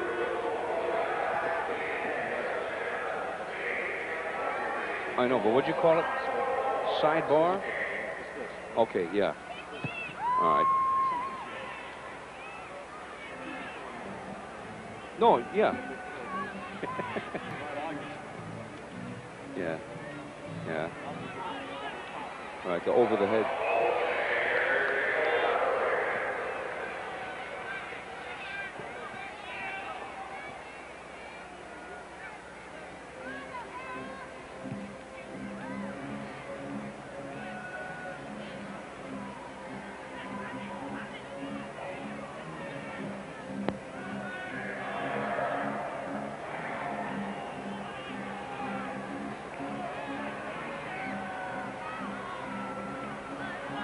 John Miller, Paul Gardner. Paul Gardner now may have the distinction of being the only journalist ever to interview Dr. Henry Kissinger and talk to him about his soccer career. Exclusively. Yes, exclusive. Washington in the red, trying to move it down. Out of bounds. It will be a Washington ball on the throw-in. Colin Fowles couldn't catch up. Would you like an exclusive journalistically, John? You could interview me about my soccer career if you like. It's never been done before. I heard you weren't much of a player. 7 minutes left in the first half. No score, you see, up at the Meadowlands today. The New York Cosmos and the Tulsa Roughnecks. That's something of a surprise, isn't it? You'd think the Cosmos would have run all over that expansion team. Tulsa off to a so-so start. Got a pretty good striker, Nino Zetz. Lovely tackle by Steele there. Beautiful tackle and a bad ball to round it off. What a shame. Whelan intercepts. And Aguirre gets it ahead to Gord Fernley. Fernley, as Paul mentioned earlier, used to be a forward. In fact, a couple of years ago was the leading scorer on this club. Diplomats had the offside trap set about 32 yards from the goal line that time. And they caught Dusnip in a cross. Dusnip tried to beat the offside trap in the worst possible place, about 3 yards in front of the linesman who's supposed to spot it, which he did. Mocha Joe after the ball with Fernley. Fernley fouls him. Free kick Washington. Oh, no. Well, I said obviously on Fernley. There must be something wrong with the lighting on this side of the field, John. Foul on Mocha Joe to give the ball to Fort Lauderdale. Now, 2 weeks from today, April the 30th, our next TBS soccer telecast, the New York Cosmos at Tampa Bay. And that should be a real exciting ball game as the Cosmos, we're looking forward to getting a first ever victory down there. Boy, nice ball handling by Dusnip. Tries to thread the needle with a pass. Steele knocked it down. Comes to Mokajoa. He's hit by Fernley. Goes after the ball. And a foul is called. A foul is called. I notice you don't say which way, John. You're just cannily waiting to see the direction there. We're not the referees. We don't call the foul. Was against Fort Lauderdale. And then Bakic kicks the ball away from everybody. The Diplomats passing very sloppy here right now. They're making some very impatient passes, and they're kicking the balls to places where nobody is. We've run into one of those patches which you often hit in games of all sports, I think, where concentration lapses. Neither team is exactly paying attention to what they should be doing, except possibly this man. Here's Cannell with a cross, but it's over the bar, and a goal kick for the Fort Lauderdale Strikers. From Washington, D.C., this is NASL Championship Soccer. Shep Messing for Smokeless Tobacco. I love soccer, and I love tobacco, but I don't light up. I get my tobacco pleasure the smokeless way, and so can you. With mild Happy Days mint, Skoal with the fresh wintergreen flavor, and Copenhagen for straight tobacco taste. Just a little pinch between your cheek and gum is all it takes. The best part of going smokeless? It's really relaxing. Try some. Here's to good friends, Tonight is Well, kind of special. tomorrow we go back to civilization. Let's have a last night in the wilderness party. Yeah, I've got just what we need. So tonight. Hey, hello, Brown. You've been hiding that all week? I was waiting for the right moment. When you want the taste of a truly great beer, tonight, let it be Lowenbrow. Well, like the song says, here's to good friends. Let it be Lowenbrow. Washington in the red on the attack, moving in toward the Fort Lauderdale penalty area, but the strikers dig it out. Here's Colin Fowles. Moves ahead on Roy Willner. Fowles, very deft ball handler, good speed, tries to backfield it. Rather unsuccessfully. Ball bandied about. Mokajoa tips it ahead. Bobby Stokes. Quick ball. Ball Canal. Tony Whelan, number 6, over to pick him up on the right wing. He'll try to beat him there. Sends it back out ahead to Viteskic. Viteskic has Curtis Leeper all over him. Now Paul Cannell. Now Viteskic. Now Cannell's got some room in the penalty box, and Whelan gets back, clears it over the end line, and a corner kick for Washington. Lovely little bit of play there between Viteskic and Paul Cannell. Very skillful ball handling. Short corner goes into Bobby Stokes. Here's the cross out in front. Clear header by Bakic, just wide left. Too bad for Washington that time. Bakic, unmarked, had the clear header. Yeah, more complaints from Gordon Banks on that. You see as this cross comes over. Very high cross. There he is, unmarked, just going wide of the post there. Well, actually a bit wider than I thought it looked from this position. Not as dangerous as I thought at first. Banks with the goal kick. At the end of the ball game, we'll be naming well, we won't be naming them, but we'll pass it on to you. The Professional Soccer Reporters Association will choose the best offensive and defensive players of this ball game, and some cash awards will be made to the teams for whom those players play. This is sponsored by Skoll Happy Days. Banks leaps up, takes it. We've got 34 minutes plus left in the ball game, and it's still 1-1 from RFK Stadium. Happy to have you with us today in our first of 9 TBS telecasts, culminating in late August with Soccer Bowl 78. Here's a dangerous situation for Hudson into the corner. O'Hara finally rides him off the ball. Steele starts it ahead. Marcantonio. And he is submarined by Irving. Free kick, Washington, quickly taken. Dillon, chip ahead for Cannell. Now Bobby Stokes. Mokajoa open on the right wing. Fernley over to pick him up. Moves in one-on-one now. Tries to drop it back for Viteskic. Goes back, gets it himself. Shoves it off on the corner for Bakic, who can't get it. Now Rollins in trouble. Bakic tries to ride him off the ball, but Rollins toughly hangs on to it. Now to Leeper. They get themselves out of immediate danger. Dusnip dribbles across the midfield line. Nice tackle by Tommy O'Hara. Fernley picks it up. Fort Lauderdale still with the ball. This is Maurice Whittle. Now Fernley. Strikers pushing up 7 men here. Whittle knocked down by Mokajoa. Back at the 35, Fernley. Strikers will start over. Here's Leeper for Irving. And Dillon digs it loose. Goalkeeper Irwin will start it up for Washington now. 1-1 tie, second half. A lot of time left. Here's Jimmy Steele. The Diplomats push up on the attack. Willner overlapping from his right fullback position. Dusnip over to pick him up. Willner loses the ball out of bounds. Linesman says last touch by Fort Lauderdale. Dusnip upset, kicks the ball away. Now he shouts at the referee. Diplomats put it in play. Viteskic to Steele. Only 1 man back at midfield for Washington. Steele drives in with a looping shot, easily saved by Gordon Banks.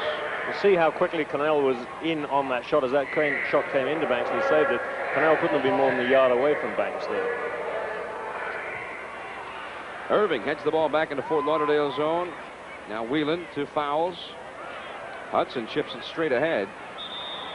Steele and Whelan go after the ball, and a foul is called on Steele. The whistle blows, a foul is called. Everybody looks around. Their faces picture of cherubic innocence. all of them terrified that they're going to get the foul called against them. Not me, ref. Fowles heads it into the middle. Cleared by Dillon of Washington. Now Mocha Jaw.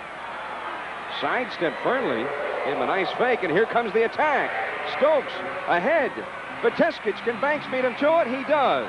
Takes it away from Paul Well, there's Cannell. going to be trouble over that, too, because, again, this is Cannell coming in late, sliding in. He really could have done a lot of trouble, a lot of damage to Banks there. There's Banks. He has the ball. Cannell coming in, taking Banks right out of the play and right out of our picture, too. From Washington, D.C., this is NASL Championship Soccer. All right! That's right! Yeah, but I bought this new Toyota Celica GT liftback because it's built from the inside out. And that's where performance starts.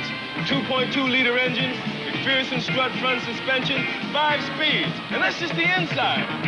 It's just as beautifully built outside. If you can find a better built small car than Toyota, inside or out, buy it. You know you asked for it. You got it, Toyota. Our love is strong, but we need the old songs and the thrill that has long departed. It's no disgrace going back to the place where the fun and the chase was started. And so we laugh and joke tonight, share a Coke tonight, like when rock and roll was king. We'll sing the song we used to sing. When you're singing the song, we'll sing. Washington moving in with Paul Cannell, but Gordon Banks able to take the ball away from big number 9. And now the whistle blows, and Cannell Cannell will touch probably that ball. Well, I don't know that he touched it, but he put his hand up to try and block it. And what is the referee doing? He dropped something there. His whistle, maybe? I don't know. But he might get the yellow card if you reach up and intentionally hand the ball. If you reach up and get a yellow intentionally card. handle it, and the referee calls it, which he did there, then it should be a yellow card. Here comes Fort Lauderdale moving down, but Jimmy Steele. Here in Washington, they call him the Secretary of Defense. Oh, that's very good, John. The Secretary of I didn't make it up. Well, you repeated it, though. I don't know how many people here in Washington call him that. Here's Bobby Stokes. I asked Bobby Stokes if he had any nicknames. He said his nickname was the Rat. I always ask players if they have nicknames, and I always do. Most of them are just unusable. Mocha Joe goes after the ball, but Fernley knocked it away, number 11, to Dusnip, number 17. Washington comes into the ball game today in the NSC, or the National Conference, in the Eastern Division, tied with New York, both 2-0 with 16 points. Fernley's got a lot of room to run. He moves into the penalty area, pushes it off in the corner. Fowles will have to catch up. Tries to send it back in the middle, deflected by Willner. Dusnip, the cross, Steele with a clearing header. Viteskich knocks it down to Dillon. The midfield, but saves it in bounds, then puts it right out of bounds. Again, the Diplomats with the impatience there. Yeah, that's surprising thing for him to do, because having saved it from going out the first time, he had quite a lot of time there. He just hurried his pass. It was a left foot pass. It may be that his left foot is smaller than it should be. In the Central Division of the NSC, or the National Conference, the Dallas Tornado off to a great start. Hat trick last night from Jeff Bourne. There's a foul on Jimmy Steele. Free kick. Hudson a little bit slow in getting up. Dallas won 4-3 last night in a shootout in Dallas, 16,000 plus over Minnesota. Dallas now with 26 points, off to a big early lead in the Central. Seattle won in a shootout last night before 25,000 in the Kingdome, now leading in the Western Division. 27 minutes, 20 seconds left of the ball game. Free kick, Maurice Riddle to take it. Sends a liner in front, back door on the far post, and a hurtling effort that time by Dusnip goes wide. Goal kick, Washington, from Washington. This is NASL Championship Soccer.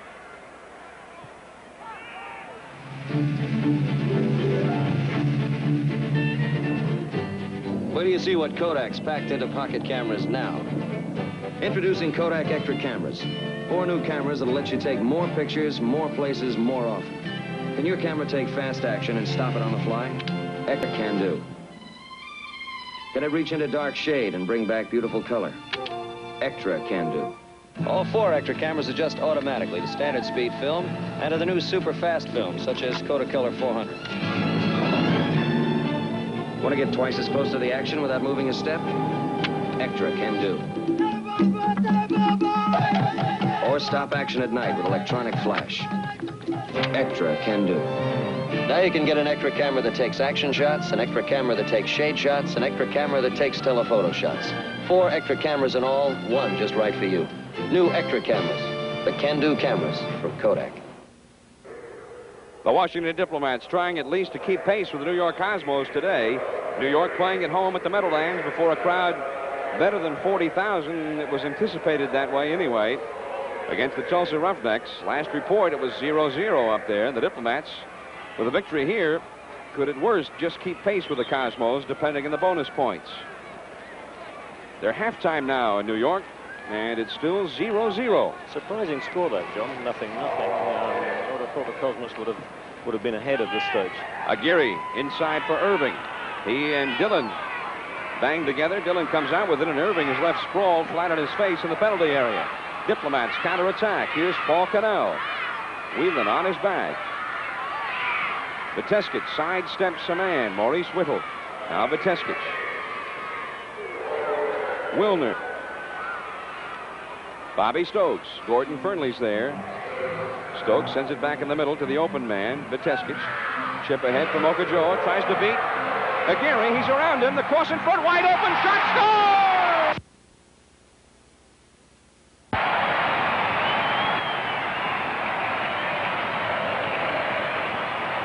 Lovely goal, but full credit to Mokojoa. Took the ball round his defender here and just sheer speed kept him in front here. A lovely cross, beats Banks on the near post, and there is Bakich absolutely unmarked on the far post. I'm not taking anything away from Mike Bakich when I say your grandmother. That's the sort of one that she could have put away. Full credit to Mokojoa there. The assist worth a lot on a goal like that, John. Bakich, 6 feet, 170, scores his first goal of the year for Washington, his brand new ball club, after earlier assisting on the Diplomats' first goal, and those are his first scoring points either way. 1 goal, 1 assist today and for the season. So now Washington, which once trailed 1-0, now leading 2-1. But a lot of time left. Here come the strikers right back. A back healer from Irving for Dusnip, cleared by the Diplomats and out of bounds. Throw in Fort Lauderdale. Well, the strikers can't lay back. They've got to push forward now and go for the equalizer. 24 minutes and 18 seconds showing on the scoreboard left in the match. Dusnip inside, cleared, and a foul is called. It's on Dusnip. It's one of those occasions when it looks as though the man who actually gets to the ball is committing the foul, whereas the man, in this case Dusnip, who did not jump for the ball, stayed low and leant over, is really creating a very perilous situation for the other guy. He falls on top of him. So the foul is called on the man who did not play the ball. Mokojoa, of course, gets the assist, and now he has not started yet this year, but has come on in relief in 3 ball games, this being the 3rd. Come on in relief? Is this baseball term? Baseball term, that's what it is, John. Come on as a substitute in 3 ball games, and in all 3 of those games, he's assisted on a goal. Well, Gordon Bradley has a little depth in that bench, it appears. 2-1, Washington leads now. 23:20 to go. Viteskich is also credited with an assist for Washington. His 2nd assist of the season. So Cannell and Bakich with the goals for the Diplomats. Steele slices off out of bounds off the left foot. Fort Lauderdale ball. Now, a team does not have a full victory in the North American Soccer League until they've got a victory with 3 goals at least. 6 points for a victory and an extra point for every goal you score up to 3.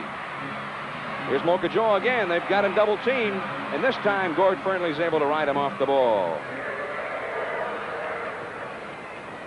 40-yard chip for Irving, cleared by Dillon. Dillon's done a good job on Irving since the early going. Viteskich apparently saved it in. Willner, a long one for Cannell, but Whelan beats him to it. Whelan gets it out to Fernley, and Fernley sends it out in front dangerously, and Aguirre finally knocks the ball down for Gordon Banks. Whips the ball out of the right wing and throws it away.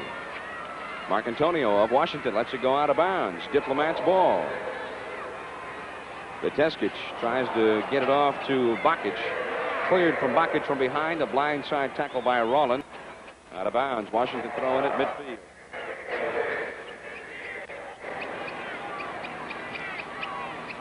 Two to one, the Diplomats lead. Washington could not score goals last year. Had the best defensive record in the league for quite a while, and the worst offensive record. But thus far this year, they've scored 6 goals now. And this third game of the season not yet over. Midfield circle. Diplomats have it. Marcantonio, number 5. Leads a nice pass. Mokajoa's got it. Takes it away from one man. Can't take it away from Curtis Leeper. Dusnip, number 17. He's double teamed, and Willner just slams it out of bounds. The referee might have called a foul over there anyway. He did blow a foul. Yeah, Roy Willner. Not a throw in, it's a free kick. Got a look at Roy there. He's only 5'7", 150, but there are none tougher in the North American Soccer League. Now Willner comes out with it for Washington. Diplomats lead, or correct that. That was Dillon, not Willner. Ball being knocked around here. They fight for it. And the red-shirted Diplomats have it. This is Willner. Well, now Washington can afford to play it a bit more cautious and guard their flank a bit more than they were earlier when they were pushing everybody up. They can afford to do that, Joe. It's a problem, though, in soccer. You've got to go ahead, and then if you slack off and you allow the other team to come back in, as this is a game where one goal makes a big difference, you allow them to get one goal back, you've got a hell of a time trying to get your own momentum back again.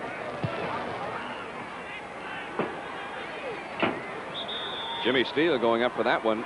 That's the same sort of foul as I mentioned earlier, the player underneath him, sort of submarining him. They gave the foul on Irving of Fort Lauderdale. Give it to Washington on the free kick. This is Bakic. Diplomats trying to bring it into the attacking zone, the danger zone. Here they come.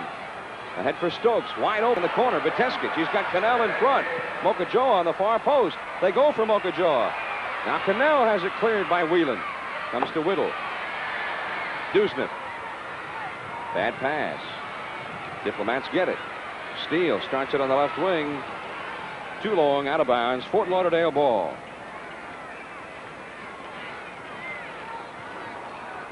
Aguirre. He just threw that one away, and here's Roy Willner. Now Mokajoa. Paul Cannell. He's everywhere, Cannell. Bobby Stokes. Cannell moves ahead into the vacant right wing. Stokes goes out on top to Mokajoa. Now Cannell. Stokes. Leapers on him. Little looper out front, cleared out by Fernley. Diplomats will keep it in. Jimmy Steele. Washington pushing forward with a lot of players. Steele dribbling the ball out on top. The sweeper back, moving in on the attack. Bakic. Foul call on Rolland. Free kick, Washington. I think Rolland is getting a little bit impatient with Bakic. I think Rolland may be feeling the fact that he's going to be blamed for Bakic's goal, because Rolland is the man who should be marking Bakic, and when Bakic headed that in, Rolland was nowhere to be seen, and I think we've had 3 fouls on Bakic by Rolland since that goal. I think a little bit of frustration on Rolland's part. 18.5 minutes left. Here's a hard shot by Viteskic, high and wide. Goal kick, Fort Lauderdale, and from Washington, D.C., this is NASL Championship Soccer. You know, we sure could use a real smart car. Yeah, a good looker that's a dependable worker. You asked for it. The 78 Toyota Corolla SR5 liftback. A smart combination of sensational styling and practical engineering that won't wipe out your nest egg. Toyota Corolla, a smart way to build a car. If you can find a better built small car than Toyota, buy it. Buy smart, I always say. You ask for it, you got it, Toyota. When you order a beer, do like Smoking Joe. Order light beer from Miller and say no more. It's got the 3rd less calories than the regular beer. Light tastes great, y'all, but listen here. It's not the thing that makes me shout. Light's less filling, hey, that really knocks me out.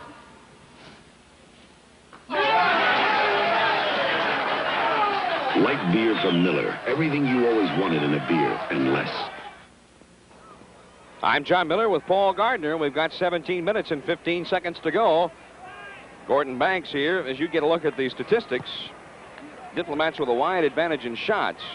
And Bill Irwin, while yielding a goal for Washington, has only had to make one save otherwise. So the statistics bear it out. Play has been mostly on one side of the field. Fort Lauderdale now, a little bit shorthanded without their leading scorer of a year ago, George Nanchoff, looking for the equalizer. Fernley pushes up. And Steele knocks the ball over the end line, and that means corner kick for the Strikers. Hudson goes after the ball. He's taken just about all the corners today. He takes them on both sides of the field. I noticed. Since we had that gap when nobody knew who was going to take the first one, he's apparently the man who's been elected to take all of them. Strikers are going to make a substitution. Curtis Leeper, in his first start ever, leaves the ball game, and number 9, Denny Vanager, a veteran from St. Louis, former All-American, U.S. World Cup team player, had 8 goals and 2 assists last year for St. Louis. Strikers purchased him. Very big man, probably the biggest man physically in the league, I would think, which evidently means that Coach Ron Newman of Fort Lauderdale means to get this goal back. There is Vanager immediately in the air. Yep. Here's a turnaround shot by Duznev, too high. Goal kick, Washington. From Washington, D.C., this is NASL Championship Soccer. I like competing against men. But only if they don't patronize me. Then if I win, it's really exciting. You know what else I find exciting? Men who wear English leather cologne. I like the way it smells on men, and I like the kind of men who wear it. I find them to be challenging. When it comes to the battle of the sexes, I don't like pushovers. I guess that's why all my men wear English leather. Or they wear nothing at all. Someone's playing a guitar on the rooftop. And being up here with you girls out of sight. The city sounds are plumbing, and Coke has life to a guitar strumming. 'Cause Coke has life and everybody wants a little life.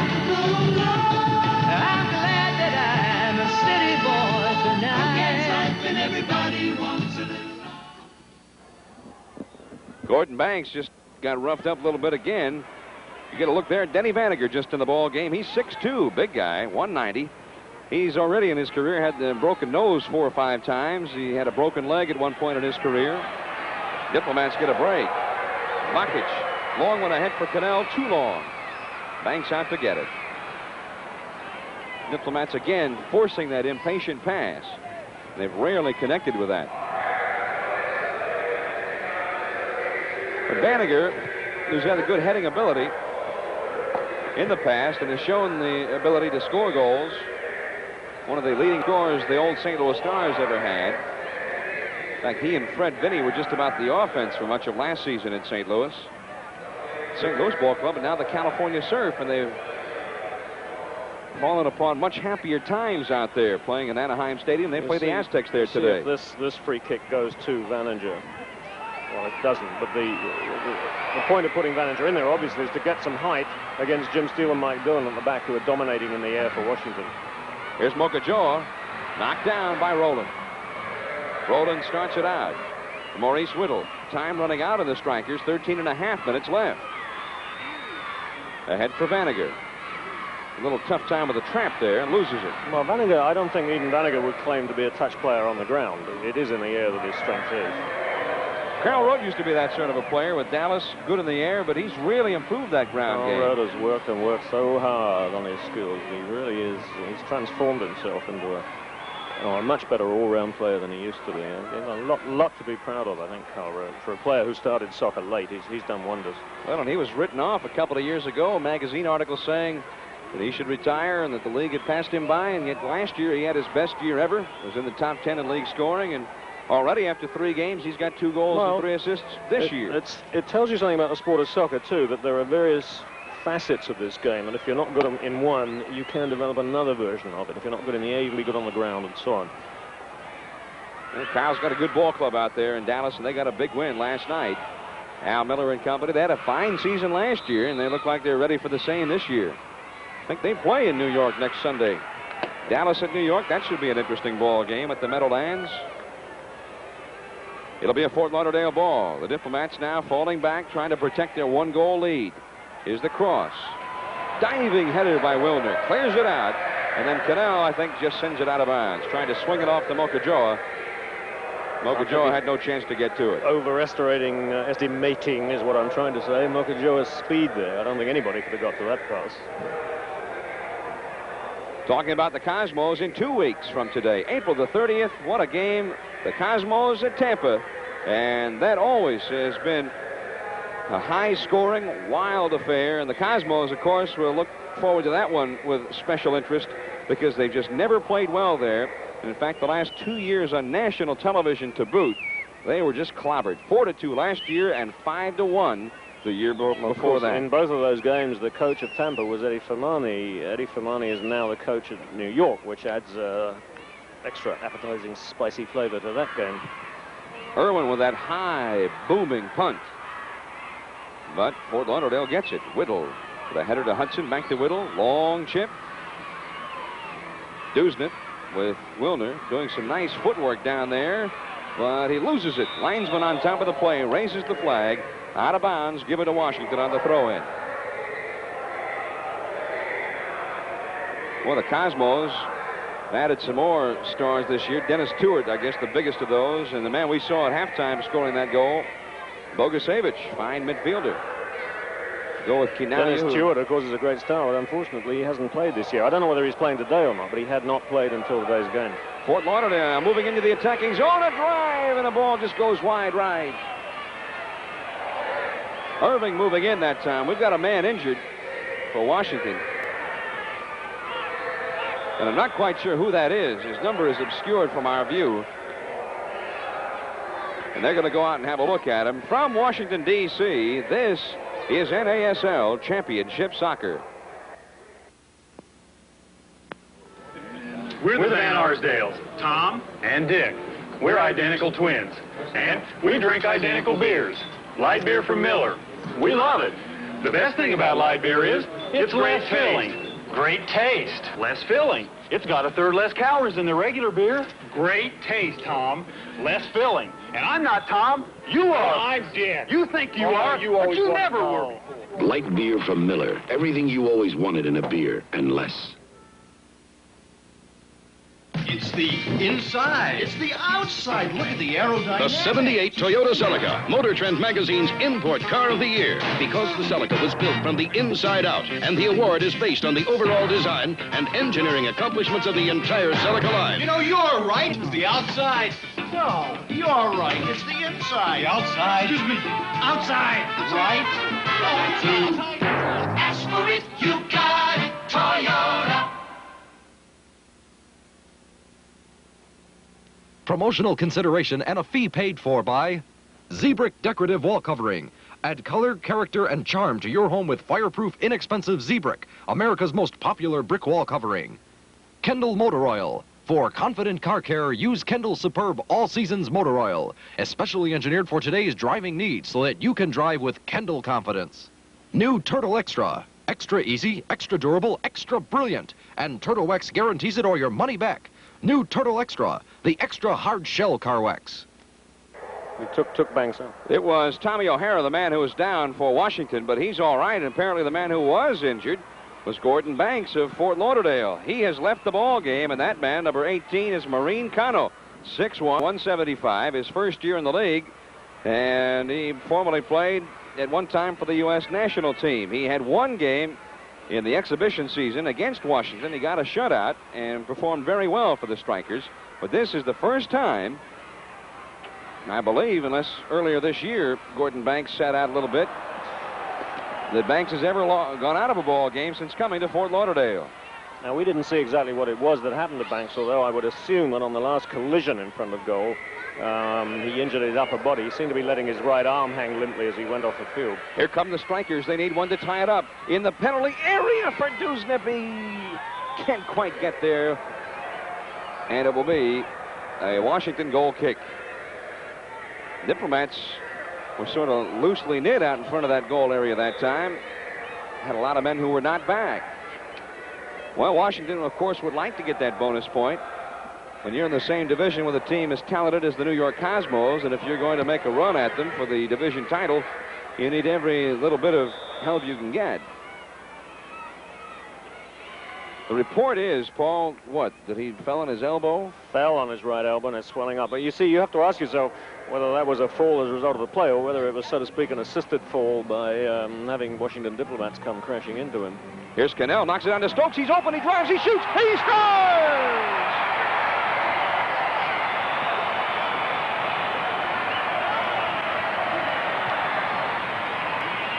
Bobby Stokes with his second goal of the year. Again, a completely free shot for Cannell. Sheer power beating Cano. I think he may have got a hand on that. But a bad defensive play, so some bad errors in the defense of Fort Lauderdale, letting Cannell completely open on a ball that should have been cleared seconds before that. It was just running loose. Cannell pounced on it and thumped it as hard as he could, and he got it past Cano. Get another look at that goal here. There it is. Cross coming in there, the ball running loose, and there's a left foot shot straight into the corner of the net. Well, now it's 3-2, but Fort Lauderdale cannot give up here, even though with 7 minutes and 20 seconds to go in the ball game, it doesn't look good. But even if they lost 3-2, that would give them an extra bonus point. But here come the Diplomats. Cannell driving, a shot for the far post, and it's a save by Cano. And you saw Viteskic coming in from the far post that time. It might have even been a pass, aiming for Viteskic. 3-1 Washington. Well, now if the Diplomats can hang on to the lead and win it, they'll get the full 9 points. That would mean the Cosmos would also have to get a 9-point victory today to stay in a tie for first place. So, surprisingly, this unknown quantity here in Washington putting a little early pressure on the Cosmos. And you know, Paul, looking back at what happened last year with the then unknown Fort Lauderdale Strikers, the Cosmos can't really take it very lightly. No, they can't. But on the other hand, looking back at what happened when the Cosmos met the Fort Lauderdale Strikers, you have to wonder when it comes down to the big game, the Cosmos seem to pull out something extra here. Well, with the talent they have and the offensive firepower they have, they've got to be the heavy favorites. Fort Lauderdale with the ball, they trail out 3-1. They once led 1-0 on an early goal by David Irving, but Paul Cannell tied it late in the first half. Bakic put Washington ahead in the second half, and now Stokes has given them a 3-1 lead. Here comes Fort Lauderdale. Whittle, quick pass for Irving. He can't catch up to it. Dillon was with him, and Irwin comes out of the goal.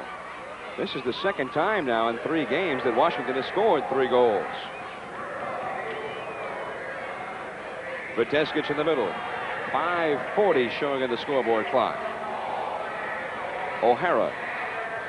And very far offside was Marcantonio. Fort Lauderdale free kick. There is Sakib Viteskic, 25-year-old Yugoslavian player who does not speak English. Since one of the jobs for Marcantonio, who speaks a number of languages, is to communicate with Viteskic. Inside, here's Colin Fowles, a header! Great save by Irwin. Back to Duznev. Another save by Irwin, and he covers it up.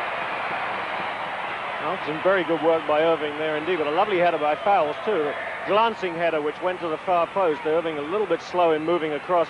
Had to sort of dive desperately and spoon it out rather than getting hold of it. But he did his job. He finally did smother the ball and retain it.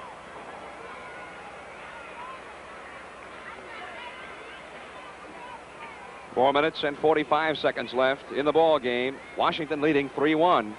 That was one of the severest tests, other than the goal he allowed, that Irwin has had today.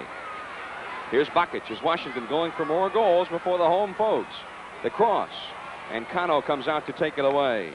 It was too high for Cannell and not long enough for Mokajoa. High punt by Cano, knocked down by Dillon. No whistle for the referee as Dillon and Irving fought for the ball. Washington has it.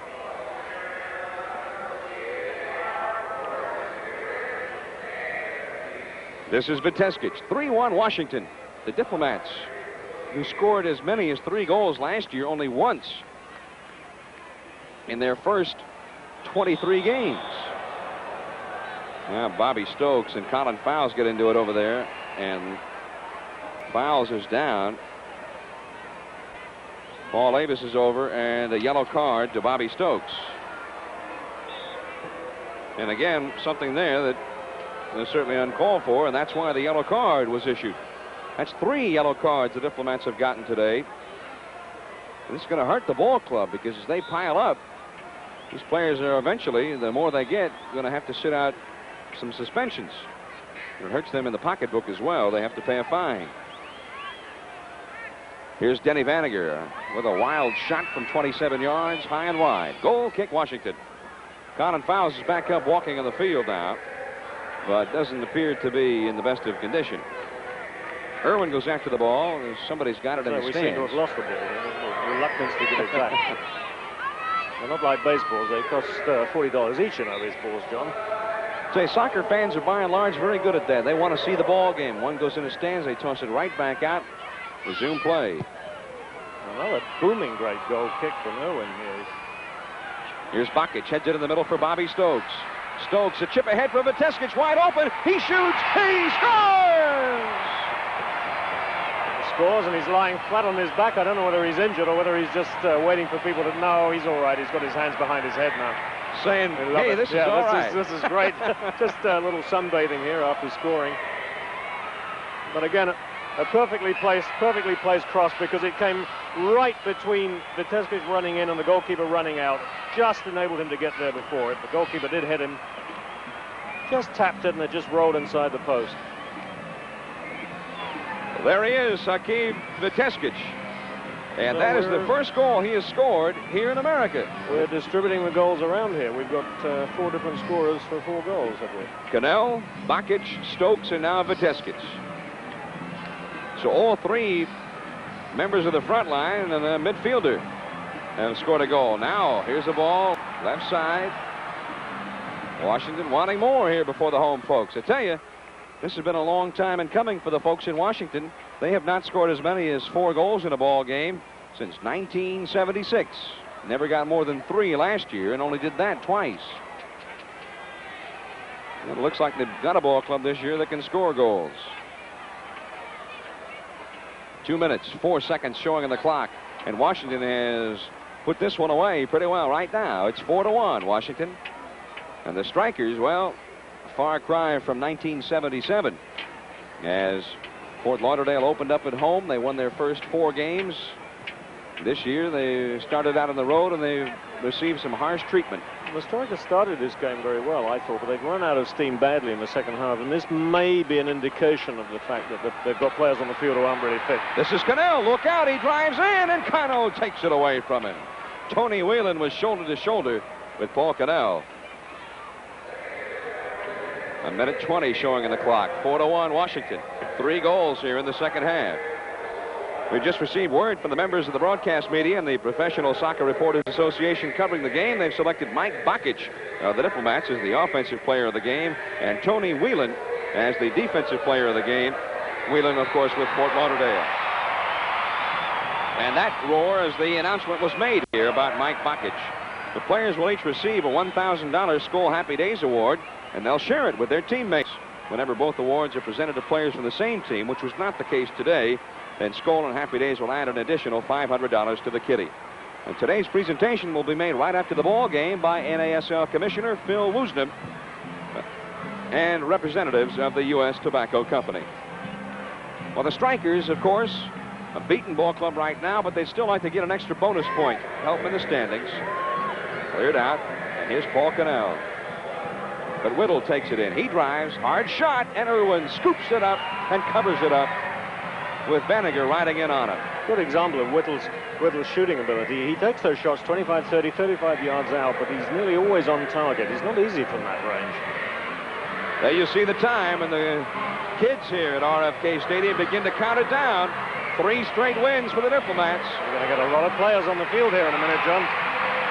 It's all over. The Diplomats in first place. We'll see you in 2 weeks at Tampa. John Miller for Paul Gardner. So long.